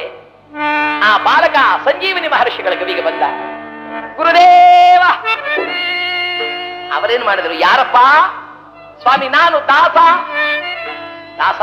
ಹೌದು, ನಿಮ್ಮ ಚರಣ ದಾಸ, ವನದಲ್ಲಿ ವಾಸ, ಎನ್ನ ಹೆಸರು ಕಸ. ಸ್ವಾಮಿ, ನನ್ನ ಹೆಸರು ಕಸ ಅಂತ, ನಾನು ವನದಲ್ಲಿ ವಾಸವಾಗಿದ್ದೇನೆ, ನಿಮ್ಮ ಚರಣ ಸೇವಕ ಸ್ವಾಮಿ. ನೇನೆಯ ಹಾರಿ ಬಂದೆ, ನನ್ನ ಗುರುಗಳು ಹೇಳಿಕೊಟ್ಟ ವಿದ್ಯೆ. ಯಾರು ನಿನ್ನ ಗುರುಗಳು? ಯೋಗೀಶ್ವರರು. ಹಾಗಂದ ಕೂಡಲೇ ಆ ಮಹರ್ಷಿಗಳಿಗೆ ಆನಂದವಾಯಿತು. ಅಯ್ಯ, ಯೋಗೀಶ್ವರರು ಅಂದ್ರೆ ಯೋಗೀಶ್ವರರು ನನ್ನ ಸ್ನೇಹಿತರ ಕಡೆಯ, ನೀನು ನನ್ನ ಶಿಷ್ಯನಿದ್ದ ಹಾಗೆ ಬಾ. ಏನಾಗಬೇಕಪ್ಪ? ಸ್ವಾಮಿ, ಮೂಲಿಕೆಗಳು ಬೇಕಾಗಿದೆ. ಯಾರಿಗಯ್ಯ? ನನ್ನ ತಂದೆಗೆ ಬೆನ್ನು ಫಡಿ ಬಂದಿದೆ ಸ್ವಾಮಿ. ಯಾರಪ್ಪ ನಿನ್ನ ತಂದೆ? ಯಾರು ನಿನ್ನ ತಂದೆ ಅಂದ ಕೂಡಲೇ ಈ ಹುಡುಗ ಹೇಳಿಕೊಳ್ಟ, ಸ್ವಾಮಿ, ನನ್ನ ತಂದೆ ಮೇವಾಡ ನಗರದ ರಾಜ ಉದಯಾದಿತ್ಯ. ನನ್ನ ತಾಯಿ ಸಾಮಾನ್ಯಳಲ್ಲ ಸ್ವಾಮಿ. ಯಾರಪ್ಪ? ಮರಳಂ ತಂದು ಹಣದಯ ಮಾಡಿ ಗಂಗೋದಕವ ತೈಲವೆಂತೆರೆದು ತಾವರೆಯ ಸರ ಪತ್ತಿಯನ್ನು ಗೈದು ನಿರ್ಮಲದ ಭಾವದಲ್ಲಿ ಜ್ಯೋತಿಯನ್ನು ಬೆಳಗಿಸಿದ ತಾಯಿ ಸುಗುಣಾದೇವಿ. ಅಂತ ಮಹಾತ್ಮನ ಮಗನೇ ನೀನು. ಇಷ್ಟೆಲ್ಲ ಇದ್ರ ಔಷಧಿಗೆ ಬಂದಿದ್ದೀಯಲ್ಲಪ್ಪ ನೀನು. ನಾನೇ ಬರ್ತೀನಿ ನಡೆಯೋ. ಯಾಕೆ ಸ್ವಾಮಿ? ನಿನ್ನ ತಾಯಿ ತಂದೆಗಳ ದರ್ಶನ ನಾನು ಮಾಡ್ಬೇಕಪ್ಪ. ನಾ ಬರ್ತೀನಿ ನಡಿಯಯ್ಯ. ಗುರುಗಳೇ, ತಾವು ಬರೋದಾದ್ರೆ ನಡೀರಿ. ಗುರುಗಳು ಮುಂದೆ ಹೊರಟರು. ಈ ಶಿಷ್ಯ ಗುರುದೇವ್ ಗುರುದೇವ್ ಗುರುದೇವ್ ಗುರುದೇವ್ ಗುರುದೇವ್ ಗುರುದೇವ್ ಗುರುದೇವ್ ಹಿಂದೆ ಬರ್ತಿದ್ದ. ಗುರುಗಳು ಹೇಳಿದ್ರು ಬಿಟ್ರು. ಈ ಕಸಾನ್ನ ಬಾಲಕ ಬರ್ತಿದ್ರೆ ವೀರಧೀರ ನೋಡಿದ. ಕರತಂದ ಇವನ ಯೋಗಿಯನ, ಕರತಂದ ಧರೆಯೊಳಗೆ ಕೀರ್ತಿಯನ್ನು ಪಡೆದು ನಾನಾರಿಗೂ ಸರಿಸಮನಲ್ಲವೆಂಬತಕ್ಕಂಥದ್ದನ್ನು ತೋರುವುದಕ್ಕಾಗಿ ಮನುಜರ ದೇಹದಲ್ಲಿ ಪಡೆದಿರತಕ್ಕಂಥ ಮೋಸಗಾರ ಇವನು. ಮನುಜೋರು ಮನುಜೋರು ನಮಸ್ಕಾರ ಎಂದು ಏನರಿಯದವನಂತೆ ಮಾತನಾಡಿ ಆರಿಂದಲೂ ಓದಲಾಗದಂತ ಅದ್ಭುತವಾದ ಶ್ಲೋಕದ ಅರ್ಥವನ್ನು ವಿಂಗಡಿಸಿ ಹೇಳಿ ಧರಣೆಯನ್ನಾಡಬಹುದಾದ ಧರಣೀಶನ ಮಗಳನ್ನ ವಿವಾಹವನ್ನು ಮಾಡಿ ಈ ಪರ್ವತಗಳನ್ನೆಲ್ಲವನ್ನು ಹಾರಿ ಕರೆತಂದಿದ್ದಾರೆ ಈ ಯೋಗೀಶ್ವರನನ್ನ. ಬಿಟ್ಟರೆ ಬಿಡುವನೇ ನನ್ನನ್ನ, ನಾನಿವರನ್ನು ಬಿಟ್ಟರೆ ಬಿಡುವನೇ ನನ್ನನ್ನ ಅಂತ ಸೊಂಟದಿಂದ ಖಡ್ಗವನ್ನು ಹೀರಿದ. ಆ ಬಾಲಕ ಬರ್ತಿದ್ದರೆ ಗುರಿಗಿಟ್ಟು ಎದೆಗೆ ಯಾರದು ಢಮ್ಮನ ಗುರಿಗಿಟ್ಟು ಹೊಡೆದ ಚೂರಿಯು ಎಲೆಯೊಳಗೆ ನಾಟಿದೆ. ಚಿಲ್ಲದ ರಕ್ತ ಹಾರಿದಾಗ ಈ ಗುರುಪುತ್ರ ಎದುರು ನೋಡಿರಲಿಲ್ಲ ಈ ಚೂರಿ ಏಟನ್ನ. ಮಾತಾ ಅಮ್ಮ ಪರ್ವತದಿಂದ ಉರುಳಾಡಿ ಉರುಳಾಡಿ ಉರುಳಾಡಿ ಕೈ ಕಾಲುಗಳಿಗೆಲ್ಲ ಪೆಟ್ಟು ಬಿದ್ದಿದೆ. ಬಂದಿದೆ ಢಮ್ಮನೆ ಬಿದ್ದ. ಮೈ ಕೈಯಲ್ಲಿ ರಕ್ತ ಬರುವಾಗ ಕಣ್ಣನ್ನು ಒರೆಸಿ ತಮ್ಮನ ಕಡೆ ತಿರುಗಿದ. ಅಯ್ಯ, ಏನಪರಾಧವನ್ನು ಮಾಡಿದೆ ನಿನಗೆ ಅಯ್ಯ?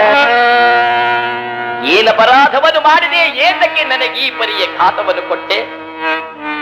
ನಮ ಶಿವಾಯ ನಮ ಶಿವಾಯ. ಅಪ್ಪ, ಹೋಗ್ಲಿ, ಆ ಮಹರ್ಷಿಗಳನ್ನ ಕರ್ಕೊಂಡು ಹೋಗು. ಆ ಮಹರ್ಷಿಗಳಿಂದ ಆಗಬಹುದಾದ ಕಾರ್ಯವನ್ನ ಮಾಡಿ ತಂದೆಯನ್ನು ಉಳಿಸಿ ಹೋಗು. ನಿಮ್ಮ ತಂದೆಯನ್ನು ಹೋಗು. ಆ ಮಹಾನುಭಾವನಾದ ರಾಜನಿಗೆ ಆ ಸಂಜೀವನಿ ಋಷಿಗಳ ಆಶೀರ್ವಾದದಿಂದ ರೋಗ ವಾಸಿಯಾಗಿ ದರ್ಬಾರ್ನಲ್ಲಿ ಕೂತಿದ್ದ. ಈ ವೀರಧೀರ ಅಂದ, ಅಪ್ಪ, ಈ ಸನ್ಯಾಸಿನೇ ಹೇಳಿದ್ದು ಹಿಮಾಲಯ ಪರ್ವತಕ್ಕೆ ಹೋಗಕ್ಕಾಗಲ್ಲ ಅಂತ. ಹೇಳವನಿಗೆ ನನ್ನ ಕಥೆಯನ್ನ. ಅಪ್ಪ, ನಿಮ್ಮಪ್ಪ ಹೇಳ್ಬೇಕಾಗಿಲ್ಲ, ನಾನೇ ಹೇಳ್ತೀನೋ ನಿನಗೆ ಕಥೆನ. ಮಹಾರಾಜ ಒಂದು ಕತೆ ಹೇಳ. ಏನ್ ಸ್ವಾಮಿ? ಒಂದೂರಲ್ಲೊಬ್ಬ ರಾಜ ಇದ್ದ. ಅವನ ಅಕ್ಕನ ಮಾತಿಗೆ ಮರುಳಾಗಿ ತನ್ನ ಹೆಂಡತಿಯನ್ನ ಕಾಡು ಕಳಿಸ್ದ. ಗಂಧ ಕೂಡ್ಲೆ ಇವನು ನೋಡಿದ, ಸ್ವಾಮಿ ಇದು ನಂದೇ ಕತೆ, ನನಗೆ ಹೇಳ್ತಾ ಇದ್ದೀರಾ? ಅಯ್ಯ, ನಿನ್ನದೇ ಕಥೆಯಾದರೂ ಕೇಳು. ಮೊದಲನೇ ಹೆಂಡತಿ ಕಾಡು ಸೇರಿದ ಮೇಲೆ ಒಂದು ಗಂಡು ಮಗುವನ್ನು ಹೆತ್ತಲಪ್ಪ, ನೀನು ಎರಡನೇ ಹೆಂಡತಿಯು ಗಂಡು ಮಗುವನ್ನು ಹೆತ್ತಲು. ನಿನಗೆ ಅಗಾಧವಾದ ಬೆನ್ನು ಪಡೆಯು ಬಂದರೆ ಅದನ್ನು ವಾಸಿ ಮಾಡುವುದಕ್ಕಾಗಿ ಔಷಧಿಯನ್ನು ತರಲು ಹೋದವನು ನಿನ್ನ ಎರಡನೇ ಮಗನೇ ಆದರೂ ಔಷಧಿಯನ್ನು ತಂದವನು ಇವನಲ್ಲ, ತಂದ ಮಹಾನುಭಾವನೆ ಸುಗುಣಾದೇವಿಯ ಮಗ. ತಂದವನನ್ನು ಕೊಂದವನು ಯಾರು ಎಂದರೆ ನಿನ್ನ ಈ ಎರಡನೇ ಹೆಂಡತಿಯ ಮಗ. ಸಂಜೀವನ ಋಷಿಗಳು ಹೇಳಿದ್ರು, ಹೌದು, ನನ್ನನ್ನು ಕರತಂದವನು ಇವನಲ್ಲ, ನೋಡಿ ಆ ಕುಮಾರನಾಗಿರ್ತಕ್ಕಂಥ ಸುಗುಣಾದೇವಿಯ ಮಗ. ಮಹಾರಾಜ ಸೊಂಟದಿಂದ ಚಂದ್ರಾಯುಧವನ್ನು ಎಳೆದ. ಪಾಪಿ, ನಿನ್ನನ್ನ ಏನು ಮಾಡ್ತೇನೆ ನೋಡು, ಉಪಕಾರ ಮಾಡಿದವರಿಗೆ ಅಪಕಾರ ಮಾಡುವ ದ್ರೋಹಿ ಅಂದ. ಆಗ ಅನ್ನೋದ್ರೊಳಗಾಗಿ ಮಹಾನುಭಾವರಾದಂತ ಯೋಗೀಶ್ವರರು ಕಸ ಅಂದ ಕೂಡಲೇ ಓಡಿ ಬಂದು ಬಿಟ್ಟಂತೆ. ಕಸ, ಅಪ್ಪ ನಿಲ್ಲಪ್ಪ, ಅನ್ಯರು ಕೊಂದರನ ಬೇಡ, ಅನ್ಯರು ನಿಂದಿಸಿದರನ ಬೇಡ, ಕಣ್ಣು ಮನ ನಾಲಿಗೆ ಇವ ಮೂರು ಕೆಟ್ಟರೆ ಅವೇ ನಿನ್ನ ಕೊಲ್ಲುವವೆಂದ ಸರ್ವಜ್ಞ ಎಂಬಂತೆ ನನ್ನ ತಮ್ಮ ಅಲ್ಲ ಕಾಣಪ್ಪ, ಏನೋ ತಿಳಿಯದೆ ಅಪರಾಧ ಮಾಡಿದಾನೆ, ದಯಮಾಡಿ ಕ್ಷಮಿಸಪ್ಪ. ತಂದೆ ಮಗನನ್ನು ತಪ್ಪಿದನಂತೆ, ನಿನ್ನಿಂದ ನಾನು ಬದುಕಿದೆ ಕಂದ, ನೀನು ಹೇಳಿದಂತೆ ಮಾಡ್ತೇನೆ, ಏನಾಗಬೇಕು? ಏನು ಇಲ್ಲ, ನಾನು ತಾಯಿಯ ಗರ್ಭದಲ್ಲಿ ಬಿದ್ದ ಮೇಲೆ ನಿಮ್ಮಿಬ್ಬರನ್ನು ದೂರ ಮಾಡಿದಂತಹ ಪಾಪಿ ಎಂದು ಜನರು ಹೇಳಿಕೊಳ್ಳುತ್ತಿದ್ದಾರೆ. 12 ವರ್ಷ ಅಗಲಿ ಹೋಗಿದ್ದ ಈ ದಾಂಪತ್ಯ ಸಂಸಾರವನ್ನು ಒಂದುಗೂಡಿಸಿದರಂತೆ. ತೈಲ ಕೊಬ್ಬರಿಗೆಯಲ್ಲಿ ಮುಖವನ್ನು ನೋಡಿದ್ದಾರೆ, ಗೋಕರ್ಣ ದ್ವಾರ ಮುಖೇನ ಮಾತನಾಡಿದ್ದಾರೆ. ಗಂಡ ಹೆಂಡರಿಬ್ಬರು ಸಿಂಹಾಸನ ಮೇಲೆ ಕೂತಿದ್ದರು. ಆಗ ತಂದೆ ಹೇಳಿದ, ಮಗನೇ, ಈ ರಾಜ್ಯವನ್ನು ಆಳಬೇಕಾದವನು ನೀನು, ಬಾ ಎಂದಾಗ ಯೋಗೀಶ್ವರರು ಮಧ್ಯಪ್ರವೇಶವನ್ನು ಮಾಡಿ ಅವರಿಗೆ ಹೇಳ್ತಾ ಇದ್ದಾರಂತೆ, ಅಪ್ಪ ರಾಜ, ನೀನು ವಾನಪ್ರಸ್ಥಾಶ್ರಮಕ್ಕೆ ಹೋಗು, ನಿನ್ನ ಮಗ ಈ ಸಿಂಹಾಸನ ಮೇಲೆ ಕೂತ್ಕೊಳ್ಳಲಿ. ಯಾರು ಈ ಚರಿತೆಯನ್ನು ಕೇಳುವರೋ, ಓದುವರೋ, ಪಠಣಗೈವರೋ ಅವರಿಗೆ ಮಂಗಳವು ಪ್ರಾಪ್ತವಾಗಲಿ ಎಂಬುದಾಗಿ ದಯಾಕರನಾದ ಶಿವನು ತಾನು ಆಶೀರ್ವಾದ ಮಾಡಿ ಎಲ್ಲರೂ ಸುಕ್ಷೇಮದಿಂದಿದ್ದಾರೆ ಎಂಬತಕ್ಕಂಥ ಕಥಾಭಾಗಕ್ಕೆ ಮಂಗಳವನ್ನು ಪಾಡೋಣ. ಮಂಗಳವಾಗಲಿ ಸರ್ವರಿಗೆ, ಶುಭ ಮಂಗಳವಾಗಲಿ ಅಮಿತರಿಗೆ.